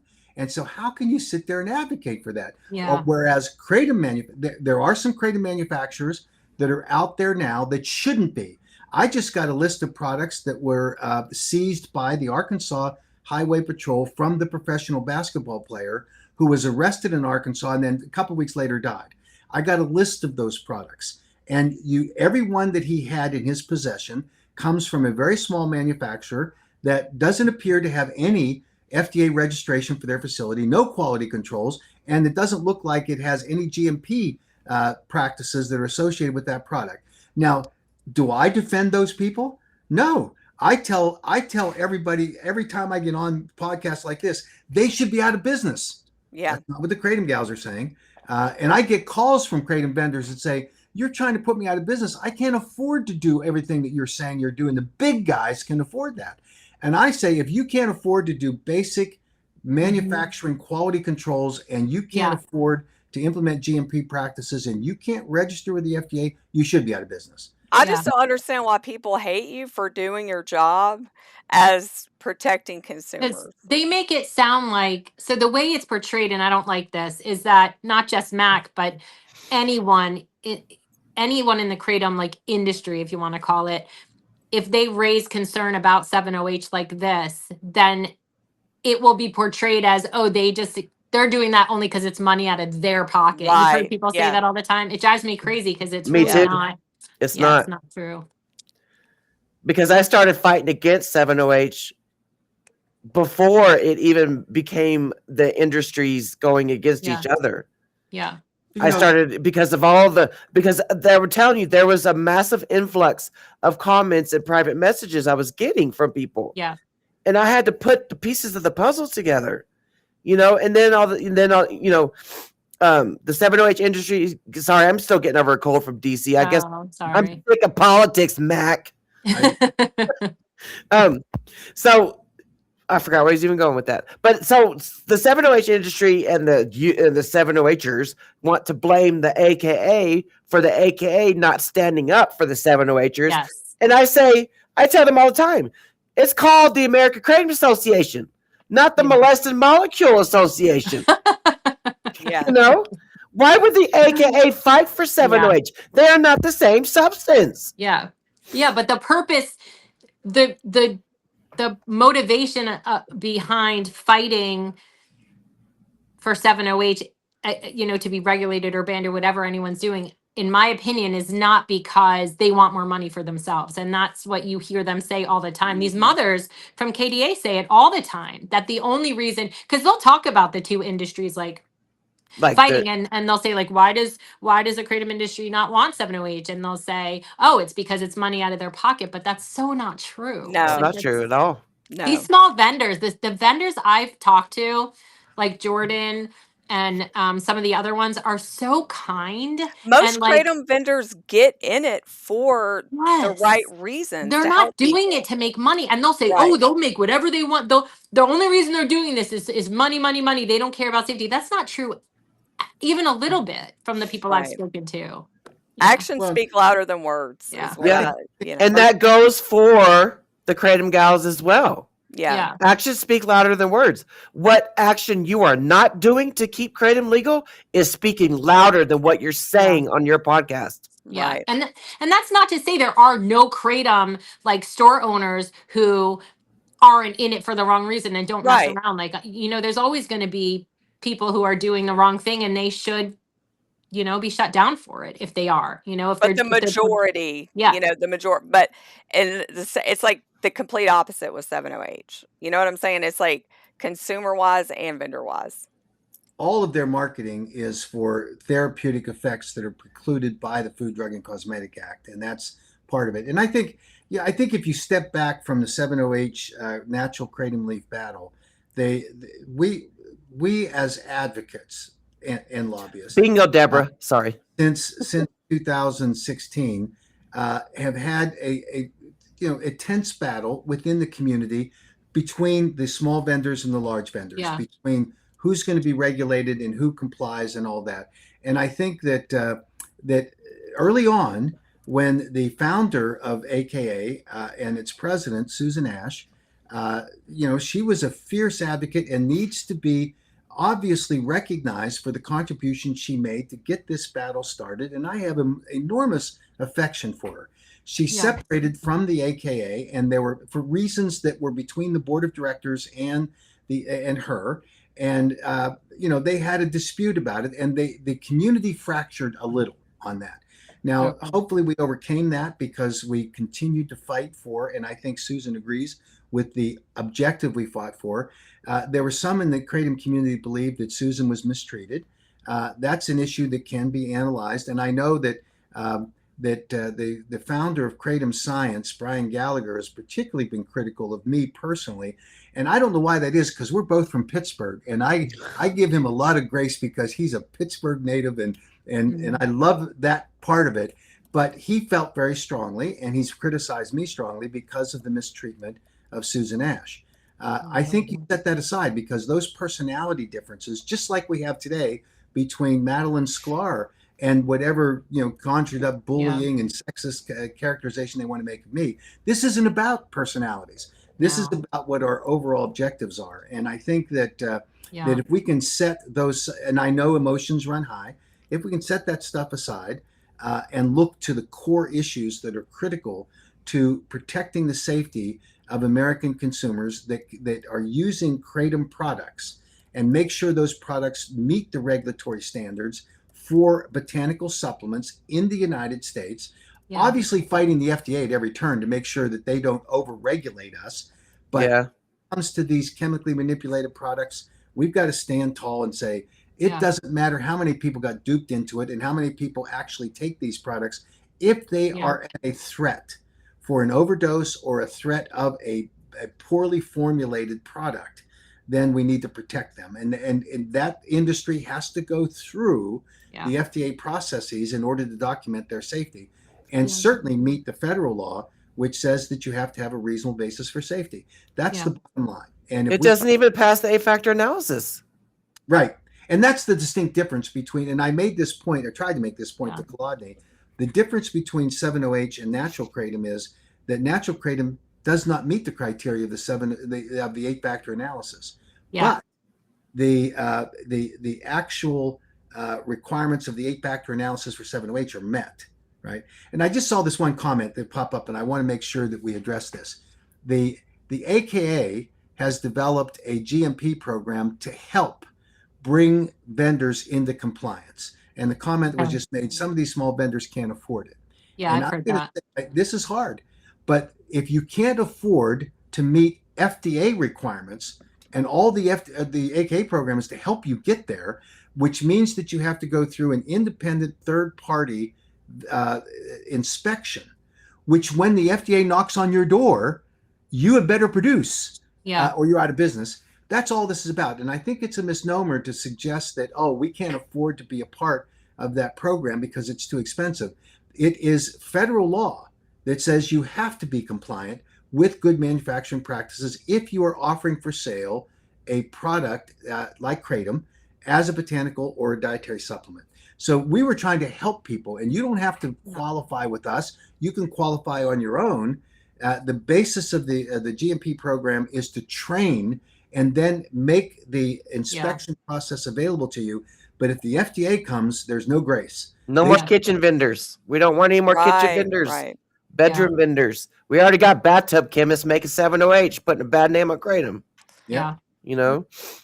Amen. So I saw that exchange going on between you and Brian Gallagher at Kratom Science and Madeline and and X, Wow. So what do you guys to say about that? And I think Brian must have been taking some Iron City beers, and maybe that's a Pittsburgh beer. Oh, okay. He might have been a little bit off. It was pretty strong criticism, and I get it. But I don't hold any ill will towards him. I think that his loyalty and allegiance to Susan Ash is well founded. She should be appreciated for the contribution she made.